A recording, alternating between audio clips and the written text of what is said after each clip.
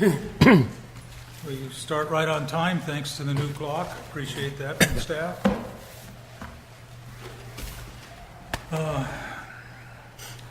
Public and board members, please silence your cell phones. And who would like to do the invocation? Okay. Dan's going to do it. And Kevin will do the pledge for us. Father God, thank you for this day. Please give us your strength and your wisdom.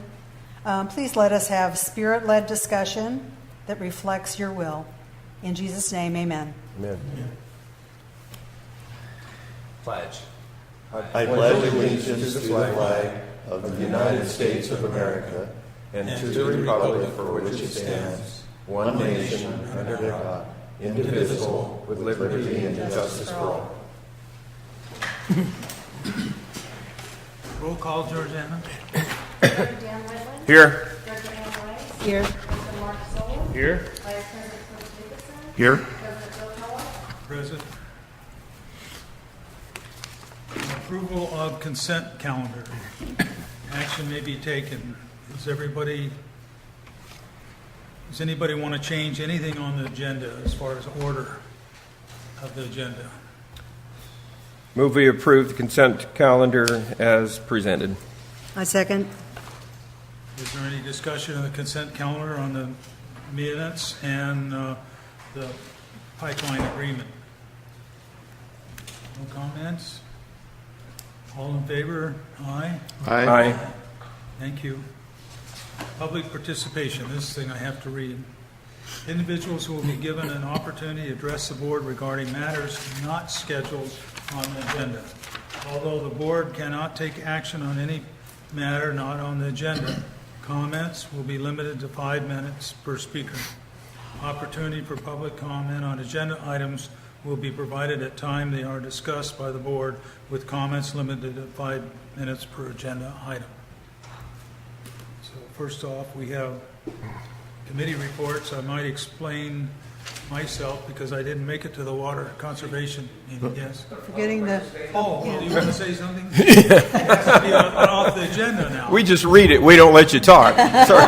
Thank you, and good evening, board and staff. Yes, looking forward to a couple of things here. You know how I like to start with some praise. I'm really impressed with the changes on the website, and frankly, the whole emblem of transparency, seeing through, it is a world of difference compared to what this board was just a year or two ago. And to be able to promote that from the website through your actions, your activities, your behavior, your communication to the public, etc., I think is a huge plus. So I'm glad about that. As you know, I am very active in following up on issues I received from Aquahawk, and this is my little show and tell for this time. On my rental property, there was a leak there several months ago. I follow up with the Aquahawk. I talked to the tenant. They said my boyfriend is a contractor. He's going to find it. He's going to fix it. So this is the part that was leaking. So he found out that he needed to replace this part, so he did. This is the part that he replaced. I replaced the part that he replaced. Because once I figured out that he didn't repair it correctly, I came here. And I talked to a couple of staff people here, and I actually ended up over in the shop, and through all the bins there, they pulled out all the pieces that I needed to change from this 2-inch supply that I have, which I wish I didn't for 330 feet, to what I needed to be able to get this bad piece out. And why did I do that? Because this piece here, where it slips together, and inside this, it has this 2 series of rings, and this one has 1 O-ring on it and not 2. And the guy in the shop here says when you replace this, be sure you do it with 2 O-rings for a pressure system. 1 is okay for a sprinkler system. This is what the professional contractor put in and leaked. I'm really proud of what's going on up here in the shop. That's not the kind that I use. I use the kind that has the double plus the big ring. So This is an open letter from the public. Dear Director Jacobson, this letter is in regard to your comments during the PID budget workshop of August 10th, specifically your disregard for the director from CAL FIRE, from Fire Safe Council, from PID Public Notice, and from PID staff. You stated during the budget workshop that during a prior wildlands fire event, you purchased numerous hoses and sprinklers and ran these all over your property, and you loudly stated you would do the same thing again. The public is here to ask for your apology to the public, to the PID board, and to the staff, and additionally, we would like your commitment to comply with the no sprinkling directive. Since it's an open letter, it's being provided to the press. Thank you for your time. Well, Loretta, you can come up to the mic. Thank you, sir. My name is Loretta Griffin. How's everyone tonight? Fine. I come to talk to you about money. I love money. I've done it over. I got two bad hips, so I'm slow. You know, all of you know, that we're going to need lots and lots of money to complete all the things we've got coming up we're going to have to do. And so, I want you to quit spending money. Don't spend any more money. You're still paying Cedar Creek to print that colored brochure you send out every month. And Mark and Tanya are super special people. I like them a lot, but I don't like having to pay them. So we've paid them a whole lot of money, thousands and thousands of dollars, and they haven't gotten you one new customer or one red penny in your coffers. So please stop that. Have you ever received a colored newsletter from PG&E in your bills? You just get a little black and white thing, and they tell you how to contact them if you need repairs at your house, if you need new insulation or windows, and they come and do it for free. PID doesn't do any of that kind of stuff. You know, the only thing you did was build a little flower bed out here with a rock wall around it that we can drive up here to come and see, which didn't accomplish much. Why don't you give a demonstration on how to put together a drip system? Lots of people probably don't know that. Dan Alves that comes Loretta, that's going to be covered later in the meeting. There will be a committee report on that. In fact, it's coming up first thing. Are you going to demonstrate how to make drip systems to the Yeah, public? it's going to have drip and all sorts of irrigation systems in it. I would Timers suggest too. that you go to Dan Alves' house. He's the cleverest man on this whole building. He has made an irrigation system for his garden. That's incredible. It's a half-inch piece of PVC with little sprinkler heads in it. Takes very little water, and he has a huge garden. Go check it out. Teach all your customers how to make that. It's wonderful. Dan's our public member who comes almost every meeting. I know he does. That's Yes, what I and just told he you. actually has something to say. You want to go see his irrigation system. Yes, okay. Now I understand that you're going to hire some company to find a new manager. You got the finest manager in the world. He already knows all about PID. So you're not going to be paying some new person for months to learn. You could keep Kevin, hire a bookkeeper for way lot less money. Kevin could kind of give instructions to a bookkeeper if needed, and we would be saving a lot of money. And you could do an evaluation in 6 months or a year. If you didn't like him, you could get rid of him. But you'd sure be saving a lot of money to keep Kevin.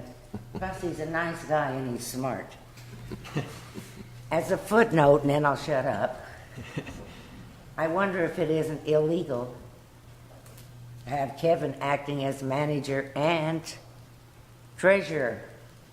And if you couldn't be sued for that. Has anybody checked on that? That's kind of a big step in this. I don't know any other board of directors that has that. Thank you. I'll be back when I got more to say. Thank you. Thank you, Loretta.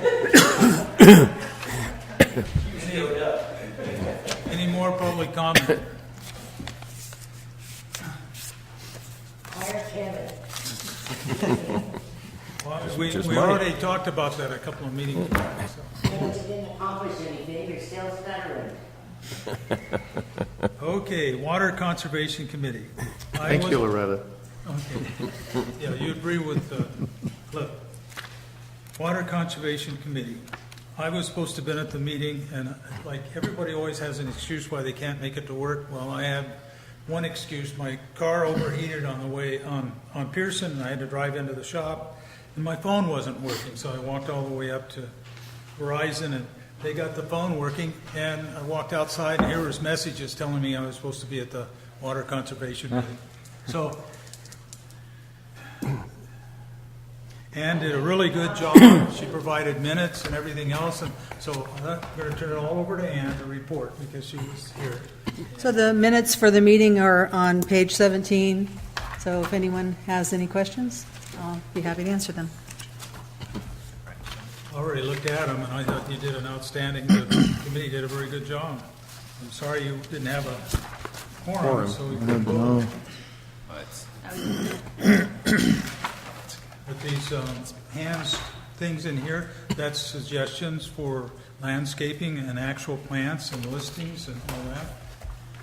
And there was talk about other things for working on raising money for the garden, donations for the community.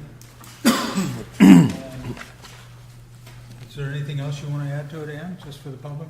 No. Okay. I think it looks really good. Yeah, you did a very good job. Very colorful. Then, Community Relations Committee. Yes, you have a question? You weren't there, were you, Ward? No, he wasn't. Please do. Please do. Thank you. We missed you. Yes, I can keep this one fairly quick. I was recently in a meeting with a representative from a water treatment facility who believes that it's possible that one of the things, because we're doing an educational element with the demonstration garden, to incorporate reclaimed, recycled, or after-treatment water for irrigation. And he would like to talk to Michael Spice, who is our representative from the college, who's the irrigation specialist, to see whether or not that's something we can incorporate. As an educational component, many people might want to consider, if they have a large piece of property, how could I use reclaimed water to irrigate? And frankly, if we could do that here, I think that's a good idea. He's been invited, and Director Kellogg has approved. He will make a short presentation to the Water Conservation Committee next week. Thank you for your time. Thank you. I haven't put it on the agenda yet, but I'll get there, I guess. Now, does anybody else have any comments? Yes, I do. All right, Loretta. I think your cows are out because the police have been to my house again. I don't have any cows up here. I have one that's disappeared. So if you see a fawn-colored Jersey heifer, please call me. I put out posters and all sorts of things. That's on the agenda, isn't it, somewhere? It's too entertaining. Okay, you don't tell me.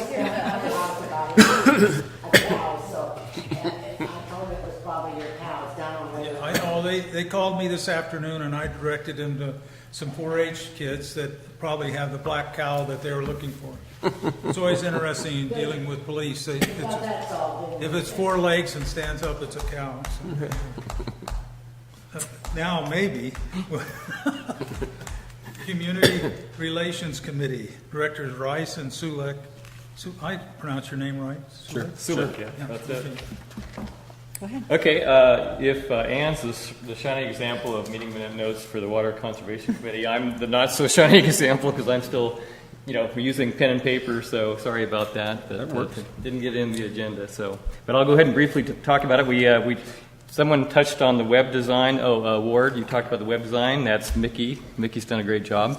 And the new information page is for vendors is up on the website too, so that's really a great thing. We talked about emergency messaging, and I guess we go through Cal OES. Is that correct? Or we'd probably go through if for a true emergency, it would be through the town's reverse 911. Yeah, the 911. I'm sorry, the 911. I was thinking Cal OES. Okay, and we discussed that, how we'd get out messages that there was a water emergency or any kind of large emergency in town where water may be a problem. We talked about the public tours at the water treatment plant. The wastewater plant on my mind here. Water treatment plant, and Jim and his staff has established Thursdays, the last Thursday of the month. Is that correct, Jim? For tours. Okay, the public tours are available the last Thursday of the month, and so I think that's on the website as well. I think Mickey might have got that on the website. How frequently is that done?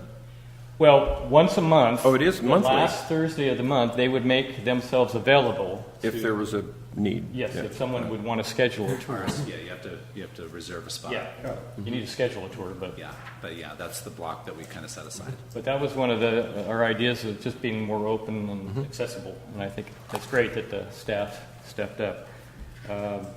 We discussed a discussion of possible contest or raffle type thing to do with the maybe in the newsletter, some kind of a fun type thing where there might be some prizes if you get the right answers. Of course, it's educational at the same time. So maybe you'd come in and get a free spray nozzle or something if you answered the correct questions, something of that nature. So that's just all trying to get interest in in water issues. We discussed having a PID booth at Johnny Appleseed Days. I think we talked about that before, but one of the things we can do at that booth is we're going to be talking about the shotgun raffle. And if we had a booth at the Johnny Appleseed Day, we could sell tickets for the fall shotgun raffle to raise money for the Kids Fishing Day, which we're going to be talking about here in the agenda. One item that we want to get in, I think it was Ann, your idea, to get into the community relations plan, yes, is sustainability. We want to get that as a goal or some component into the plan. And right now, I believe there isn't anything referencing sustainability. But as a district, we want to, keep that in mind that we want to try to do things that are sustainable. So we had a discussion on that, see how we could weave that into our community. As long as it keeps raining, that works. That's very sustainable, right? Let's see. We discussed putting messages on the back side of the billing envelopes. Okay, I guess that's called a snipe. I think Mickey said it's called a snipe. So maybe on the back side, Loretta, on the back side of your bill, you might have a message. When you go to rip it open. Okay. So, just another way to get information out to the public. Not a newsletter, but on the back of the envelope. Snipe is what you get to the gunny sack, isn't it? Okay, we talked about purchasing a district drone. I think that's in we're going to talk about that. That's in the agenda as well. That could be used for various purposes. Kids Fishing Day to create a video of the event, and then the next year we can present it. The video, to advertise the event. Of course, also it can be used for inspection purposes of district facilities. Good examples, spillway. Inspect spillways, inspect the shoreline, inspect basically district facilities. So it looks like we're going to be headed towards purchasing a drone. So. Okay, we talked about the video. We talked about having a professional video for Kids Fishing Day. Maybe have Butte College involved, in creating the video. So low cost or no cost, very low cost. And this would be to advertise Kids Fishing Day.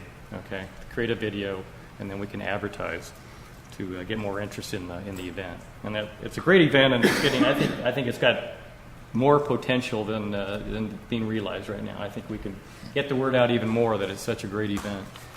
So, and we also, the last thing we discussed was community donations for the new demonstration garden, and a way and a means to do that. And we believe we can do that. Maybe get donations from the public, maybe in the name of, in memory of Doug Flesher. So we discussed that. So that's the gist of the meeting, pretty much. And then I just might add, the drone also was for, besides safety and communication, creating our own videos, and also to better enable us to get a grant. So by showing the video from last year's Kid Fishing Day when Jim goes to get a grant for the fish, and that will be a valuable tool possibly to get us some more money. That's right. You wow them with a video. Right? Then also we discussed a new format for the bill, our water bill. And we're working on that. Just to mention, you might want to raffle off maybe a fishing pole as well as a gun. Some people don't like firearms, like fishing. That's very true. That's very true. idea. I think it's coinciding with hunting season is why the fall raffle. What if we're going to do it in the summer? Well, there's one, we're talking about a fall raffle Oh, in October coming up here. I thought we were talking about doing it twice a year. Well, yeah, twice a year. So right now we're just doing it during Kids Fishing Day, but we're proposing to do one this October. And like I said, at Johnny Appleseed Day, we could promote that or sell the tickets. And then it also should be noted that the booth was going to be staffed by our staff only, and it was only $150. Thank you. Great. Wait a minute, Ward. Well, I do appreciate that No. on this committee's comment. After the directors are finished, and I haven't asked him if anybody else wanted to say something, who's the director. Okay? You're doing both better than most directors, see? Hang on there, Phil. Does anybody else want to say anything about the report? Okay, now, Ward. Now. Thank you. I do appreciate that, Mr. President, that you are using some protocol. I think that's something necessary. So I think it's great that the last Thursday of the month we have the tours available. Does that mean that this year we will not be doing the bus tour and the picnic at the lake? So far it's been kind of put on the shelf for now. I think that's kind of what it means. We hadn't really pushed that or funded it or anything like that. So Well, each time that I've gone, I have brought somebody or multiple somebodies with me to do that who has been very, very impressed with what it is that we do as a water agency. Thank you. I think we could advertise it more. That might be something that our new drone could do, is create a video of that experience, and then everyone could see it on the website. Yeah, and saying we could create a video of that experience of the tour. Mm-hmm. You're welcome. I volunteer to play a director in the video. You got it. Thank you. The next committee is the Paradise Lake Recreation Committee. Myself and Sulik. And I had Mark to do the minutes, so while I was trying to run the meeting, the only thing I'll interrupt for a moment, and then I'll turn it over to you, Mark. One of the things I brought for a comment at the Lake Committee, and I collected these day of the Lake Committee meeting, and these are clamshells from around Magalia. And they're called an Asian, down, anyway, these things live in Magalia Reservoir and in Paradise Lake. Asian clamshells. And according to grade years ago, they were used as bait and became established. I didn't find any living ones, but they have to be underwater to live. So these are clams, very small ones, freshwater, act like a native thing. But what clams do is they clean up. What? In the water. Yeah, in the water. So this is an asset we have up there, and it's all, it breaks it also at the Paradise. So if anybody's curious, we'll look at it. Mark? Oh, okay. You're going to have to listen to me again, I guess. Yeah. We discussed the comprehensive GIS mapping, and that's going to be a part of the forestry management plan. We'll get a map of a GIS map of our watershed when that plan apparently is initiated. So that'll be a good tool for us to have a GIS map with coordinates and everything of our watershed and our facilities.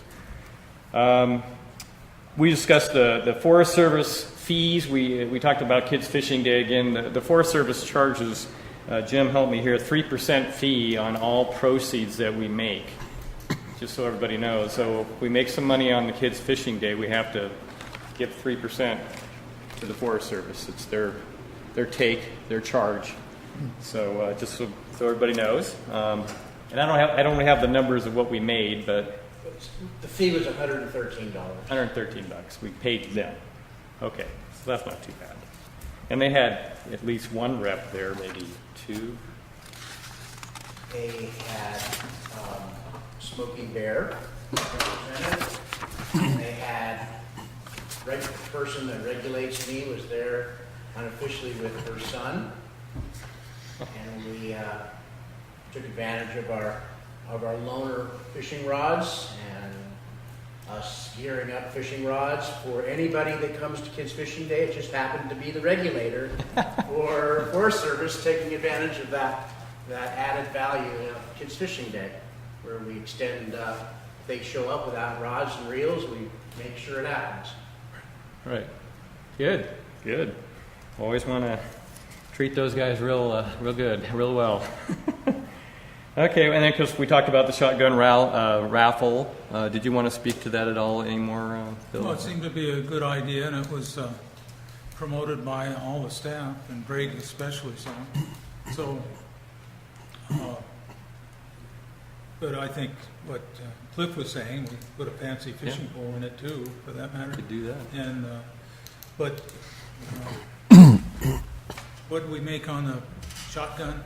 We bought the shotgun, or actually we have to do it for, we don't own the shotgun, right? It's an agenda item. Actually, we never actually buy it. It's an agenda It's in item. It's an agenda item. Oh, it's in the agenda item? So we're going to talk about it. We're going to talk about it some more. Okay. Anyway, sorry. You're right.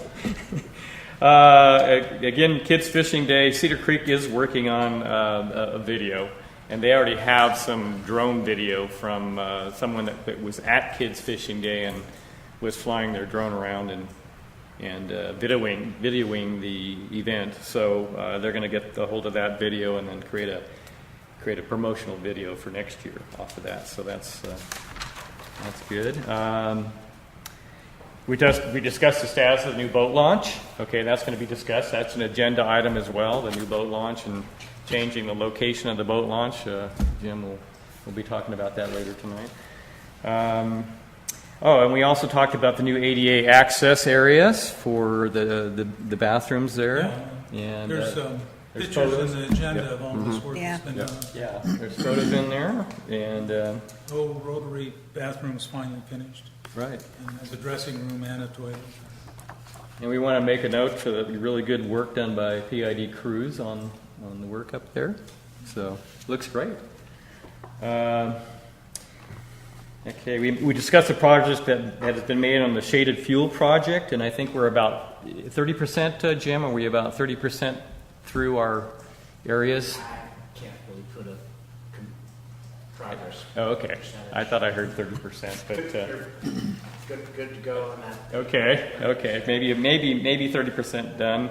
But as that tells you, we're going to be continuing that program into hopefully years to come. And it'll just be an ongoing program, we hope. So we talked about the zebra mussel inspection and the clams. That's coming up, Jim, the zebra mussel inspection? But that's been completed pretty much.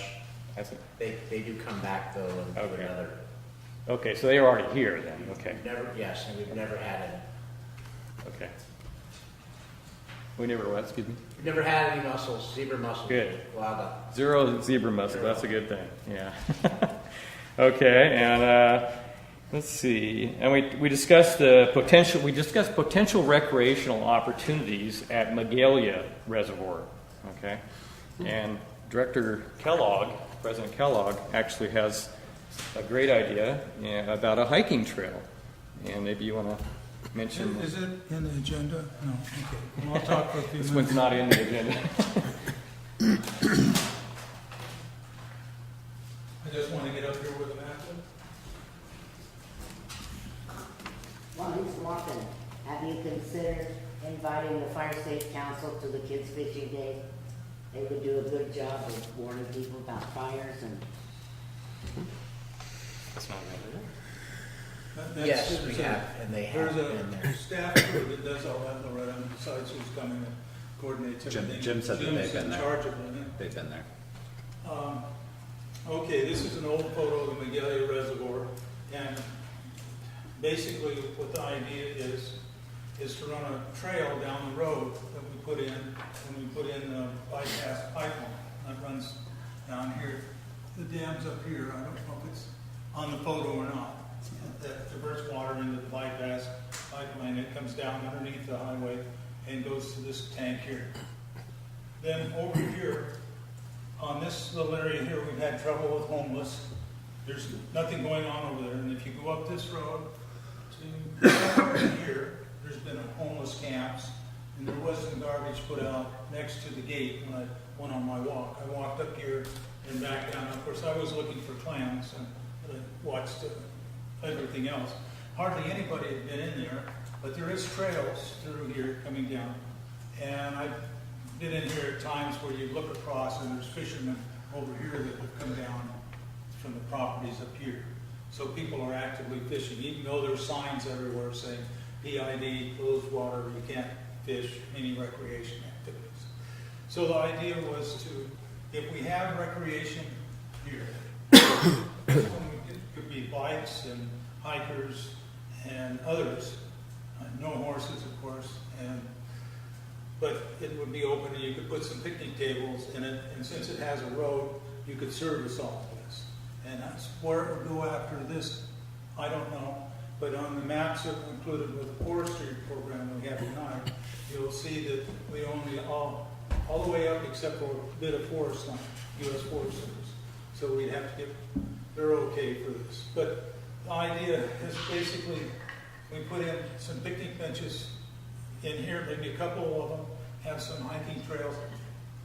If we have the public using the lake, even in a limited manner, because the real problem is that you don't have much in the way of parking to get access to this, would be with having the presence of the public, and I think our homeless problem would go way down, because they would be able to see it and report it and take ownership of it. But that was the idea. We've had people in the past come to the board and propose this trail all the way to Paradise Lake, local groups that would that are interested in these trails. Greg knows most of them. So it was just an idea. It keeps coming back to me and thinking, well, this lake or Magalia Reservoir has no recreation in it. It's simply closed. And I thought, well, we have this available. With the Fire Safety Council's work, a lot of it's going to be along the lake. And when we talked about the Fire Safety Council. It's been 9 years since they cleared this, and it does need work again to get the little brush in. So that was the idea. It's interesting where they show this creek coming in here. If you took an aerial photo today, it's all in berries, up to about 10 feet away from the creek on either side. It's just a massive blackberry. So it doesn't have much recreation value until something's done with them. The rest of it along here, every once in a while there'll be a little area like where the clams are, a little bit of green, call it riparian area. You can look across the lake and see a little bit over here. And also you can see the dead ponderosa pines in here that are standing up pretty good, 100-foot pines. They need to be looked after. I don't know if they're included in the forestry plan, but we have this forest and this forest here, and here's where the botanical garden goes, is down here. So that was the idea. Nobody shot me down, nobody did arguments otherwise. And so the idea is just to give it consideration by the board, think about it, talk to people in the community about it, see if it is workable. Thank you. You're welcome. My wife walks that all the time. Very frequently she walks the lake and up and down and all over the place. Where she parks is Coodlink, and it just walks over the hill and down. But should put her on the board. She knows more about it than I do. We volunteers. Yeah. Well, maybe you should support the idea. I don't know. It's an idea with a minimum amount of expense to the district. You're correct. What, from where the path would be, what's the traversing down to the water level? Well, the old photo shows you at the time it was taken, and it doesn't seem to have a date on it, we've been forced to lower the water. And so the white mark there is where the water mark would go. It went this last winter up there and to the old level because of the flooding and everything. And there's lots of small dead trees in Manzanita, at least along the side I walked, because they were drowned when the water came up. Mm-hmm. But as far as the thing, what you're seeing is the road is above that. The road received some damage from water coming down out of the forest, but it's a good road, and It's pretty kept easy. passable to go up to the diversion dam. To answer the question, it's relatively easy, Cliff, and it would take very little to make it very passable. Well, what I'm curious about is why we'd build a pathway to encourage people to go there if we couldn't fish there because it was too treacherous to be there. I was going to ask about the fishing. I don't think it's treachery. Isn't it just been disallowed for how long, for what purpose? The purpose that I remember is that there's really, first of all, there's no parking. Yeah. There's no facilities there, and there's no ADA access, and it's another burden of patrolling. Got it. So Okay. those were the four. Where are the people going to park that walk the trails? I don't know. That's Well, a weird. like Dan was, we own land over all the way up to Koodalink along part of that. So the parking wouldn't be down near the water treatment plant, it'd be up on Koodalink, something like that. Either that or else, what about right as soon as you cross the dam on the right, where they 6 trucks park with firewood and all of that? Not on Koodalink, but I mean, as soon as you cross the dam, there's just before you start going up Old Magalia Road, there's a clear spot there. I think it's a great idea, but my point is simply that if you have to park there to hike, you can park there to fish as well. I have I no don't see problem the with the difference. fishing, because most of the fish in the lake look to be suckers to me, the ones I've seen. I didn't see any fish the day I was there, but I've gone in there and seen fish this big, and then looked at them and thought, oh, those are big suckers. But I don't think it hurt anything to have limited fishing. I don't know, with us using the bypass pipeline for most of our water, we're not relying on Magalia that much to pull potable water out. Well, if we're allowing them to fish on the lake that we do Yeah. use for potable water, I don't see why they couldn't fish on the lake that we don't use for potable water. I guess that's the reason we don't really enforce it, is just because of all the other criteria that's missing, like you were saying, and so we aren't going to be turning them into the cops every time we see somebody fishing. It's just, yeah, okay, got it. And I would imagine if Paradise Lake overflows into Magalia Reservoir, that trout that were planted in Paradise Lake will end up in Magalia Reservoir as well. Oh, that's a good point. So, Well, if you walk up to the diversion dam up above it, since the diversion dam's put in, because it's made a little pond behind it, there's lots of game in there now and fish. But the problem is, as you go up there, I don't know how many camps, Jim would know, that up above the diversion dam, you've had people come in, and homeless people or others, make camps there, and have to go in and get them out of there. Yeah. So, Leave a lot of trash yeah. on the creek. So the idea behind it really is to get the community aware, and with awareness, hopefully they'll help us with our homeless problem. It's a good goal to shoot for. Maybe we could start with a hiking trail and See how it goes. pursue, see how that is accepted, and then. Might need a couple of bathrooms along that road on one side. okay. You want to comment, Ward? It looks like you're ready to go. Are we done with our report here? Yes, that's it. Okay. Well, any board member want to comment about it? About a year and a half ago, Just a minute. No, we're done. Everybody's We're good. Okay, now we'll. about a year and a half ago, the previous board heard from an avid bike rider who fell in the loose gravel. And the board was indicating that maybe Greg would be able to do something with signage or smoothing of the gravel, and apparently nothing was done. But also later on, another avid bike rider said it would appear that because every bike rider should know that it's loose gravel, you get off your bike and you walk across it. Why wouldn't he? Or at least maybe PID would put up signs. Now, to my recollection, last time I was here, I didn't see any signs about get off your bike and walk it. But it is the safe thing to do where the gravel is pretty loose. So I'm wondering if maybe the new board would like to reconsider that as part of the Lake Recreation Committee and see if there's something we could do about where that loose gravel is for the bike riders. I would say, here's your sign. Jim, could you answer him? Kind of a You well, did duh. Work, and you did do some signage. I can, why don't we take it to the Paradise Lake Committee? Good idea. But there has been work work, there has been work done up there to cure both problems. So, I'm gonna hop on out of here, I know you missed me. it's early, Loretta. Way too early. Well, that's okay, there's not a thing I can add to this meeting. Jim won't pay any attention. Well, your favorite interim district manager is going to report next. I thought you'd want to do that. I will tell you, that bicycle rider I was at that meeting, he wanted you guys to go up there and fill the potholes. I suggested he bring on his own bicycle riders up there to fill the potholes, and he said he would. So maybe you need to enlist some of the public to do some of your work for you. Quicker and more work can cost money. Thank you, Hey, Loretta. Loretta. All right, Loretta. Kevin? You ready? Yep. Okay. Well, we have been very busy. That's very true. It's kind of everything's coming to fruition all at once, which is a good thing.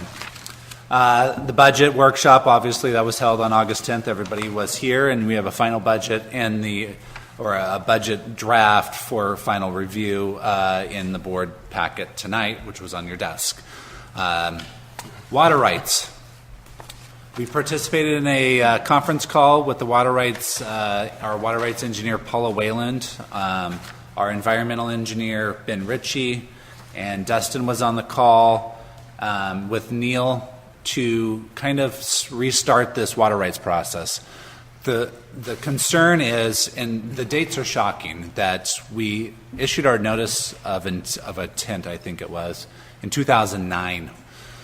Our water rights CEQA study was done in 2011-12. We're in 2017 now. So there's a big concern that we are stagnant now on our CEQA process. That we've done a lot of biological studies. We've had people on the ground out there studying, and we're concerned that there's going to need to be more studies, or at least confirmation of that those studies are still correct. So there's other things in there too on that water rights application CEQA process that's holding up. Is we have some capital projects in there about expansion. We have some place of use issues in there that we're trying to expand our place of use. Right now, our place of use is our borders. If Chico said, let's start pumping water down the hill right now, we couldn't do it under our current water rights. When we sell water up to Del Oro, that's our water, not their water. We have to pump that water out of the ground to make up the difference because we don't have the rights to pump it over there. So those things are being held up. Our sphere of influence is being held up. We're trying to amend our sphere of influence. That's being held up in there. So we do have a sit-down with the Water Rights Board, and I believe it's the higher-ups in there. Paula was able to call them and talk to them, and it's going to be myself, Neil, Paula, and Ben. And we're going to sit down with them and try to figure out how we can get this thing going. One of the things that might be coming back to you is contracting with Paula Wayland, the water rights engineer, to actually write the license up for the Water Rights Board. So instead of the Water Rights Board writing up the license, she's going to write up the license on how we would want it to be, and then submit that to the Water Rights Board for their approval. And if they approve it, then we're going to kind of streamline the process. I guess that's how it used to happen in the past. They went away from that, but now with as much as they're bogged down, that we're going to hope that maybe that might be an option. If that's an option, we'll bring that to the board for your guys' approval. So, again, we're trying to restart that. If the CEQA is stagnant, Ben Ritchie said that it would probably take another 6 to 9 months for us to get that back on track, because there's only certain times those biologists can go out there and study what they're looking for. So that would be springtime, so they wouldn't be able to come out till springtime, so that's going to be that period of time where they're not going to be able to go. So that's where that is. The North Lake Boat Launch land acquisition, this is still actually out there holding us up. We bought the land. It's a 3-acre parcel, so the 3-acre parcel is actually too small of a parcel to be in that jurisdiction of land under the county plan. So Our surveyor has, I guess, been fed up with the county, so she's basically called it quits with the county and with PID for us to do this, to go forward with this, because I guess the county told her to do something and it was incorrect. And so now we are working directly with the county to try to solve the problem. And we believe the easiest way to solve the problem is called a merger. So you take that parcel, and because we have parcels next to it, we can just merge that parcel into one of our larger parcels, and everybody's happy. So we're in the process actually of merging that parcel into one of our larger parcels instead of doing a lot line adjustment or anything like You that. could also do a boundary line adjustment if you own both adjacent pieces. We could, but the county said the easiest, most cost-effective way is a merger, and we don't feel like that the boundary line modification is going to really give us anything more than what we're already getting. So we're going with the merger. So those were the two options. The process water recycle project, we gave an extension on that RFP again till September 30th. Is that right? August 30th. Sorry, August 30th. So we're waiting for responses on that. We have no change in position since we talked about it last? No, I still expect 2 proposals, one from Carollo Engineers and another from a team of Larry Walker and Waterworks Engineers. So 2 proposals. So we're waiting for that. That should come back to the board on the next board meeting. So we should have enough time to get that flushed out and back to the board on the next board meeting. And, what's really important is when we have interviews of the consultants, which Water Treatment Committee members will sit on that interview panel. Okay. Hasty to know. No. That'll be at the beginning of next month. I think it's only best that, since it's so controversial, I think you agree with me that the value added to this interview process. Representation from the board would be good. BRES design project, you had a full 2 hours on that last special board meeting. Again, we were approved for $500,000 for engineering services when it was originally established. I would expect, because there's no new design aspects to that, where when we first put it out to spec, it was just to design a new BRES. Now with the A-Zone pipeline project and all that, I think there might be a change of scope that you might be seeing coming forward. But we'll be working with the design engineer on that. We'll also be working with SRF to get an increase in our amount that we're able to spend on design within the funding portion of that too. So hopefully the funding portion goes up as much as the design portion goes up on that. The other thing too is we have paid Waterworks engineer for a portion of this, a small portion of it. So I went to the SRF to get a reimbursement form. The reimbursement form had George Barber as the authorized person on there. So I went through the process to show that he's no longer here, that I was the new interim general manager.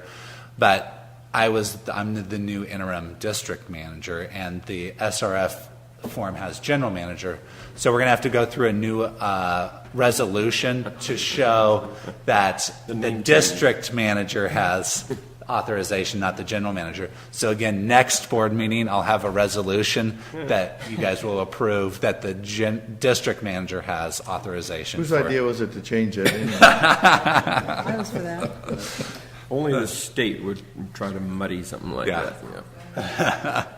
I even offered, I said, I'll send you the minutes that show all it was a name change, you know. No, Yeah. they wanted a whole new resolution, so, okay, whatever. Retards. Spillway investigation. So again, you've been privy to all of that. We did get another extension. Remember we got an extension to September 1st. We got another extension to September 7th because Neil's out of the office from now until the end of the month. And we wanted to make sure Neil had an opportunity to review Gentera's work before it was submitted to the DSOD. So we asked the DSOD for it till September 7th. They had no problem with that. So there's an extension till September 7th on that. We've had no luck with any of our grant applications, so we're going to continue looking for monies on that. And also, we did receive a letter that we needed to have an inundation study done for both Paradise and Magalia. Paradise's inundation study needs to be completed by January 1st of 2018. Magalia's has to be completed by January 1st of 2019. Could you explain what that means? That means Excessive water. If the dam was to go by where all that water would go. So it's an inundation study to show where the water flow would go and what areas would be flooded or destroyed. Okay.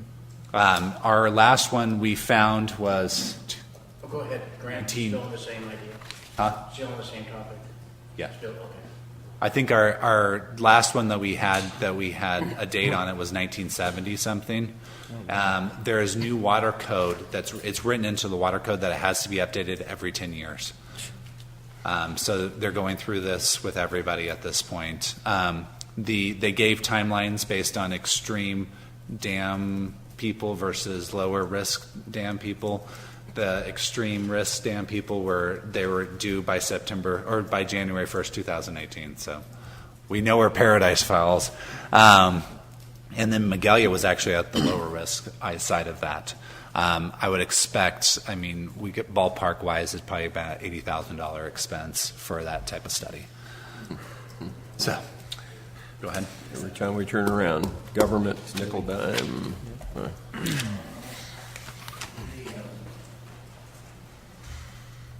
Positive thing about the spillway assessment and the grants is that they want to fund repair a project. Okay, they don't want to fund planning. So we're in the planning phase. So what we got back from them was the denial was sort of an explanation that what I just said. So I think that is really kind of positive. We've done a lot of groundwork and documentation already, so the money we've spent on putting together the background is money well spent. But when we actually figure out what we're going to build or repair, rehabilitate, then we'll reapply for a grant for mitigation money. Hopefully we'll. Good. And we put together quite a few packages that we can they're ready to resubmit once, like Jim said, once we get an actual project in place. The PG&E is still really on hold. We have had a lot of private parties that have contacted myself to try to partner with them on this, that are looking at the power side, and they're more interested in maybe giving us the water side. And there's also some environmental groups that are really pushing for us to be part of the project itself, because they feel like a government agency would be better suited for them, that we would know how to work with fish releases and all kinds of different things. I think as we go forward, it might behoove the board, because there might be people that are asking for sit-downs with us, to maybe have a committee, a ad hoc committee that just deals with this, that can be available to kind of pull together quickly, to sit down with maybe people that want to talk about partnering with us, so that we can hear their ideas and have a voice at the table. So that's just a suggestion for the board that might be Evan, can you put that on the agenda for next week? Yeah, I was going to say, just put it on a future We can do agenda. it. Yep. In the meantime, board members that are interested, let me know. Okay. It's interesting that this week, PG&E was down on the end of Dean Road, regrading it again, spending another fortune. What road were they on?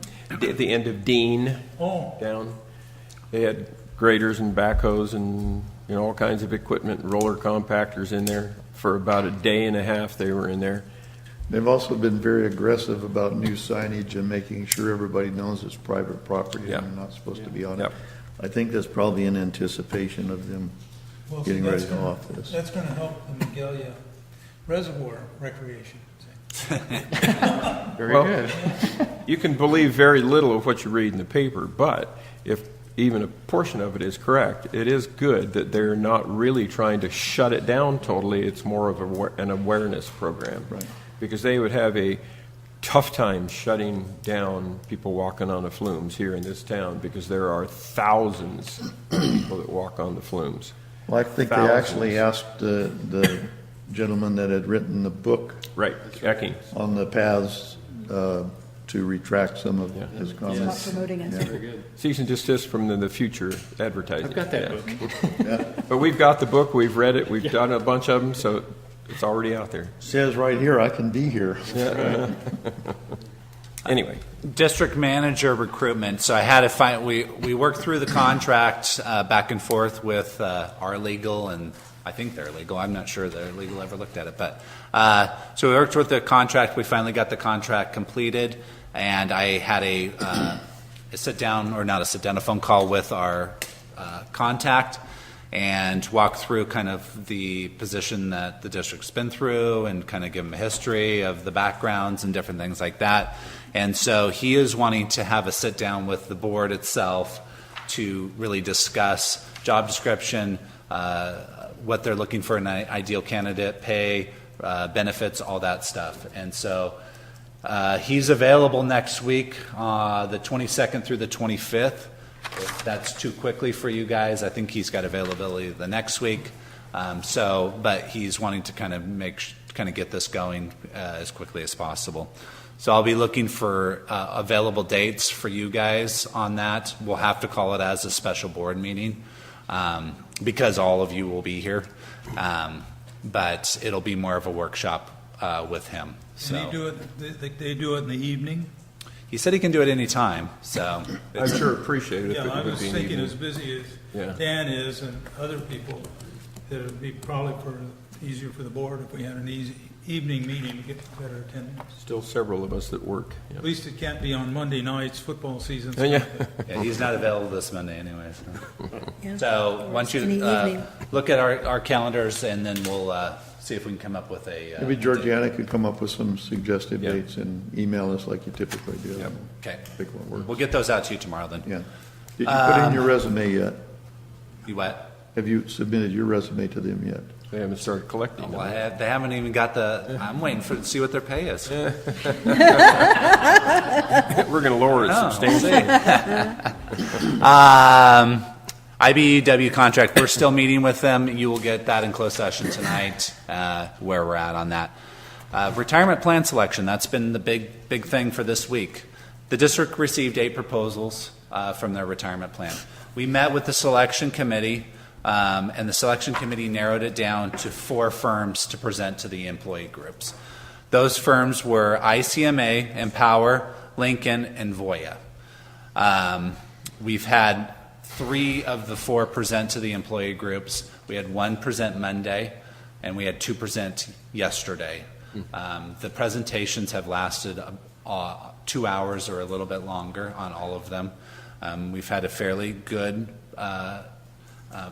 group of people here listening, great questions, and my feedback from all 3 of the presentations is that they were impressed with all 3. So I think that no matter who they select, I think we're going to have a really good retirement plan coming forward with really good pricing. All the pricing has been really outstanding. So. Who's on the selection committee? The selection committee was made up of Bill Taylor, Keith O'Brien, Laura Capra, Greg Dobbs, Ben West, and Rick Steyer, and Neil. I always forget Neil for something. Neil's on there too. Christy was in the room too. She was more there to kind of review kind of the administrative side of it, and then I was there just to kind of facilitate. So if they had questions, I'd Very answer. good committee. Huh? I said that's a very good committee. Yeah, and then the employees, it's all employees. So all the employees have been here. Just to let you know how we're going to rate them is after the 4th one presents, we're going to have everybody rate them 1 to 4. And if there's a close 2, we felt like we could bring the close 2 back for presentations that the board then could be present for with the employee group here also, so that the employee group had their voice heard. If there's a outstanding one that the employees want, I felt like we're just going to bring that to you as the board for your guys' edification. Again, we've made it pretty clear that they're the principal choosers. So. And that's what I've told them too. Yeah. I have told them, this is your guys' retirement. I have full faith that the board is going to respect your guys' decision on whoever you guys want to bring forward. The RFP was so it was a hefty RFP for these guys to respond to. There was a lot of questions in there, but it also flushed out any ones that might not have the robust system to meet the needs of the district on a fiduciary standpoint. So everyone that responded back, I felt very confident that they're going to meet the fiduciary liability of the district. So there wasn't a real need for us to really investigate their fiduciary liability and stuff like that. They all are very, very sound. So if all goes forward, we'll have employee presentations this week. When we get the results back, if we need another presentation, we blocked out the August 28th through September 1st week. Probably only require one day if we bring back two. If not, we'll have board selection in September. Good. So, Did the employees ask anything about the forensic accountant, what they originally asked for when they brought it to the board? they have not brought that back to us. So that's in their boat at this point on what the scope of work they're looking for. And I haven't heard anything back on that one. Okay. Yep. I think that is it for now. Feather River Hospital is doing a kind of a emergency fair, or I'm not sure, an emergency thing at their hospital September 12th and 13th. We're going to have a booth there. It's probably going to be more on water quality and then what happens if there's an emergency. So it's kind of an emergency type thing. Emergency preparedness? Yep. And I know we did discuss the drone. The drone has been purchased. And I just want to kind of show you, we did actually use it already. And I have a picture from what we used it today for. And that's the drone photo of BRES. Oh, wow. All right. And Who runs it?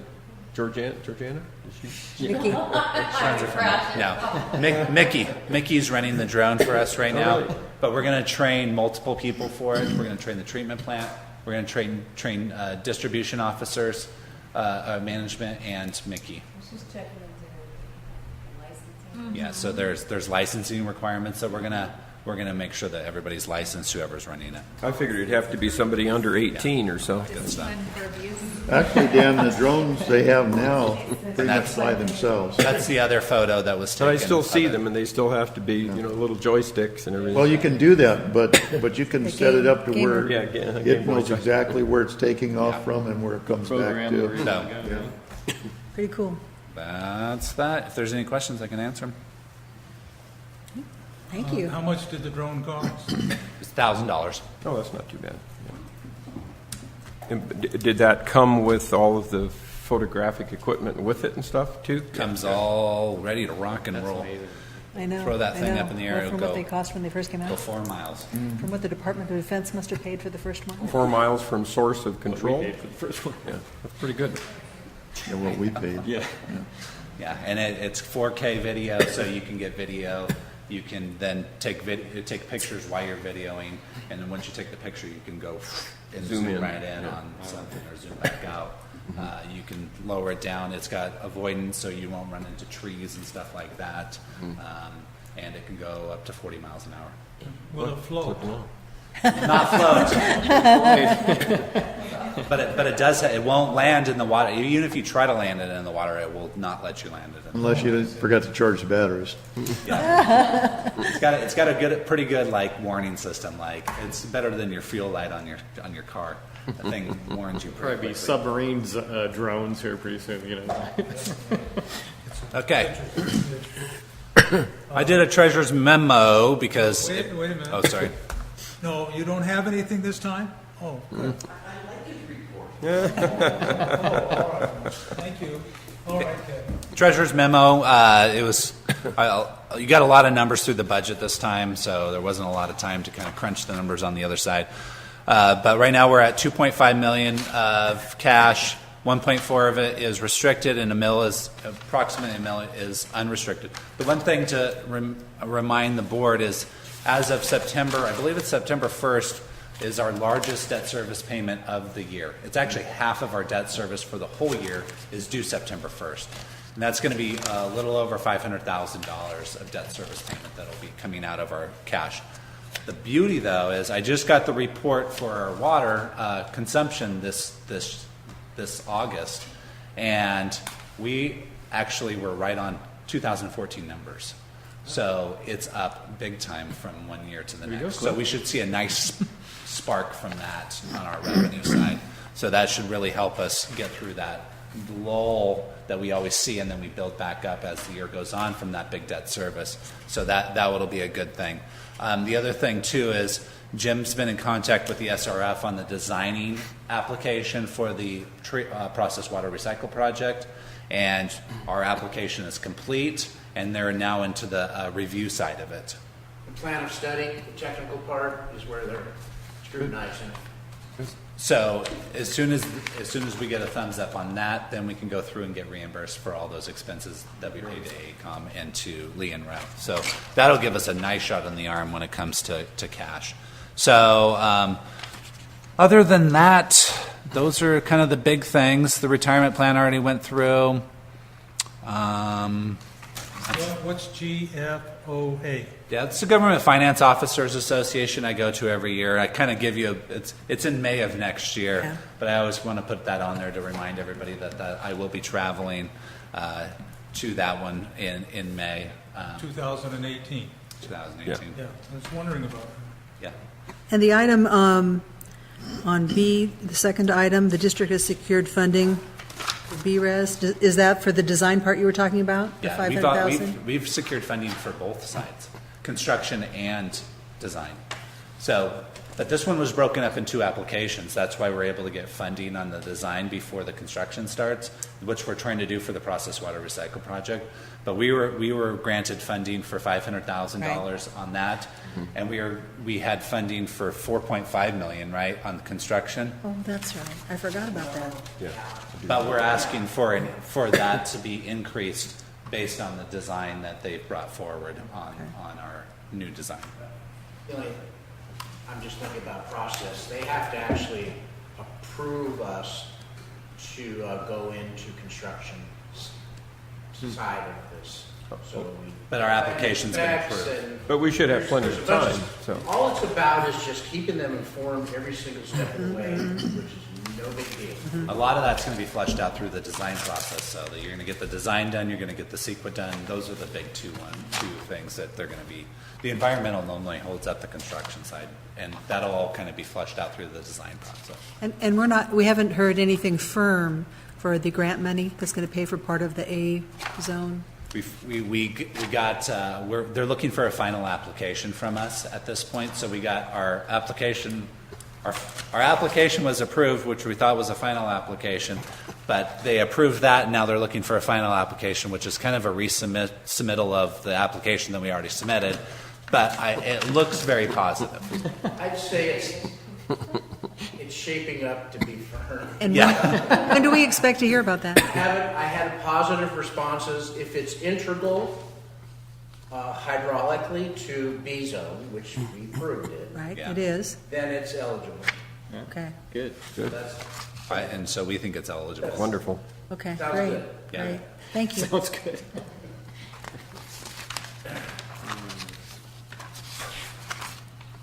I think that's Any it. questions for Kevin on that part of the report? Last thing. Our audit was scheduled for the end of this month, and just with all that's going on, we weren't able to kind of pull all the information to be ready for them at the end of the month. So I asked to postpone it. There wasn't any availability between this couple next months, so it's going to be pushed out to December, which is fine. I don't think there's any issue with that from a compliance standpoint, but I just didn't want them to come in and have something that was not completed and ready for them to go and have them waiting on us or having to make entries for us or anything like that. So we just pushed that off, which I don't think is a big issue, and so it'll be in December. You said our annual audit? Okay. Is that the Board of Equalization or who? No, it's the fiscal audit that is handled every year. It's the financial audit. When you gotta The auditors come in, they okay. do all their good stuff. We hire. It's a mandatory thing. Do we want to go on to the checks? Yeah, let's do this. Do we need to accept this? You want to take action on 6? And does the public want to talk about it? I'm- There's no action called for. Action may be Action taken. may be You taken. can accept my treasurer's memo as Yeah. presented. Move we approve the treasurer's report as presented. I'll second that. All in favor, say aye. Aye. Thank you. We'll start with Dan, and just come down the road. I'll be the last one. Ask questions on the check register. I'm learning to read them better and better each time. I had no questions this time. I have no questions. I'm good as well. Just one question. I noticed that we're getting the chlorine from the Olin Corp. How's that? Is it good quality? Of course, yes. We don't see any difference. Okay, good. Are you pulling the chlorine from the bottom of the tank we discussed earlier? We are. So we're not getting any buildup of sediment in the bottom, and it's being... Part of the quality of these the chlorine, there really shouldn't be a lot of sediment, Okay. Well, especially with the HASA, but I don't expect any. Something we need to consider. yeah. Correct. Well, if you're pulling off the bottom, there's going to be less need to flush it, because if you're not pulling off the bottom, you get sedimentation from solids fallout, and then that was... There's still 5 inches below our intake. If there is any sediment, it'll be. Do you have a sampling port below that you can pull a bottom sample off? These tanks don't come with, no, it's the intake, 3-inch, and then there's about 4 to 5 inches below that. There's nothing off the bottom. How long have we been doing the sodium hypochlorite now? Roughly. Roughly 2.5 years.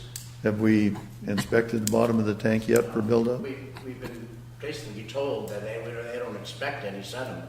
Do we have a way of looking in it without emptying the tank? No, it's a matter of just assembling the intake where we draw from, the 3-inch, and sticking the camera up there and looking.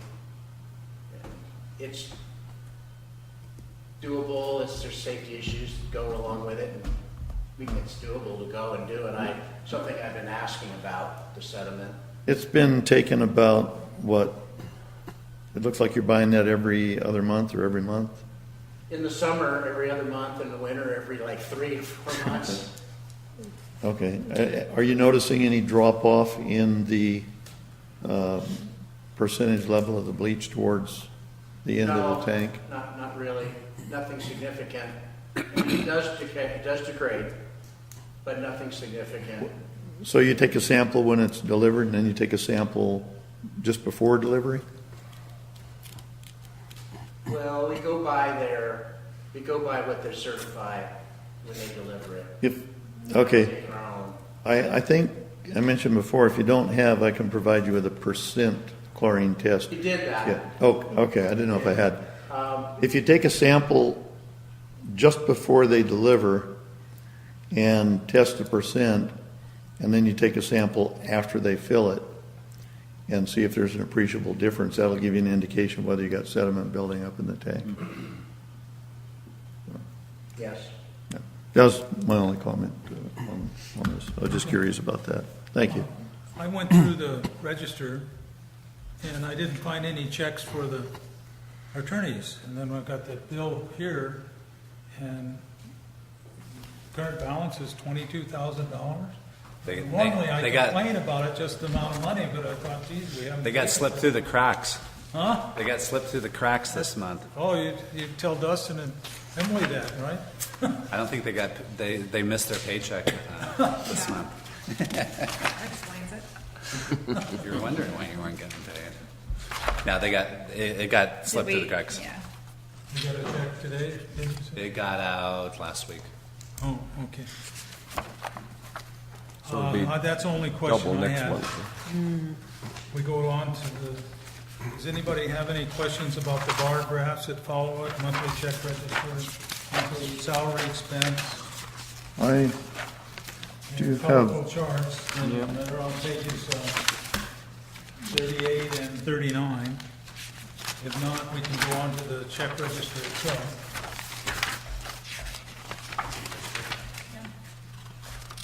Nobody has any questions about the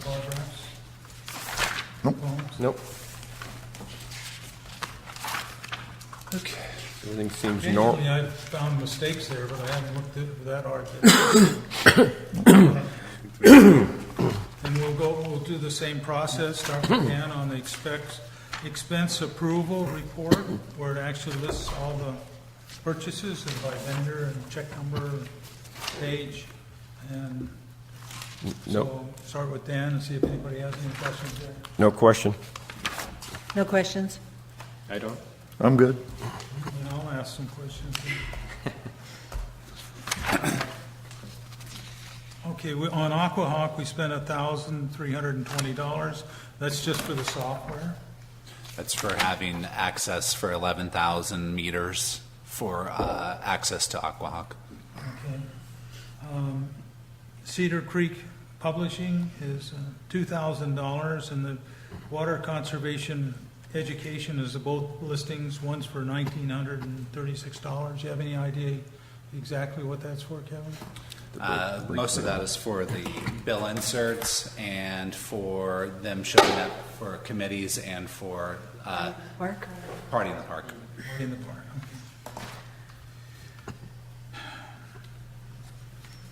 okay. Okay. One of the questions I had been answered earlier. There's on the bottom of page 46, employee incentive program for $100. Who's it from? That's all it has. It's got the check number and the date on it, and it's $100. I just wondered what it was for. That one, I'm not sure. I'll have to look that one up on what we purchased on that one. That S stands for sandwiches, doesn't it? Yeah, that one's, I'll see what, that was through the bank card. I'll see what that was. Okay.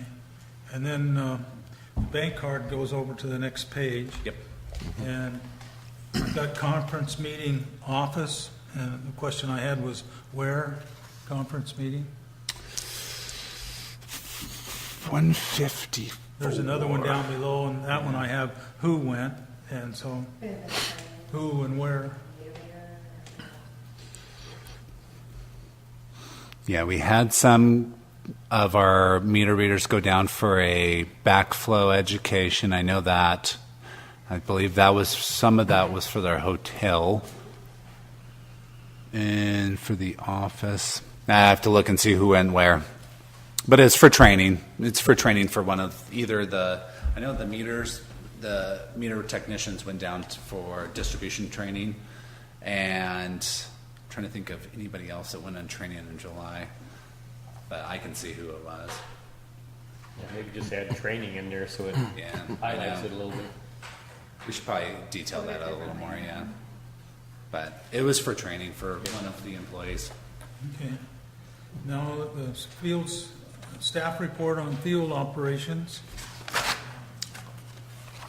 Can we get one of the, Jim or Keith, Kevin, can we get either one of those to come to the board meetings where we can ask them about these projects and stuff? Yeah, so I was just brainstorming on that, actually. And Are we going to the staff report now? Are we finished? We or- need to approve the checks. Oh, yeah. first. Yeah, we need to approve. Should do one at a time, And yeah. if the public wants to speak on it. So reliant on what's printed in here. Okay, motion to approve the check register. Anybody from the public want to? No? Okay. Okay.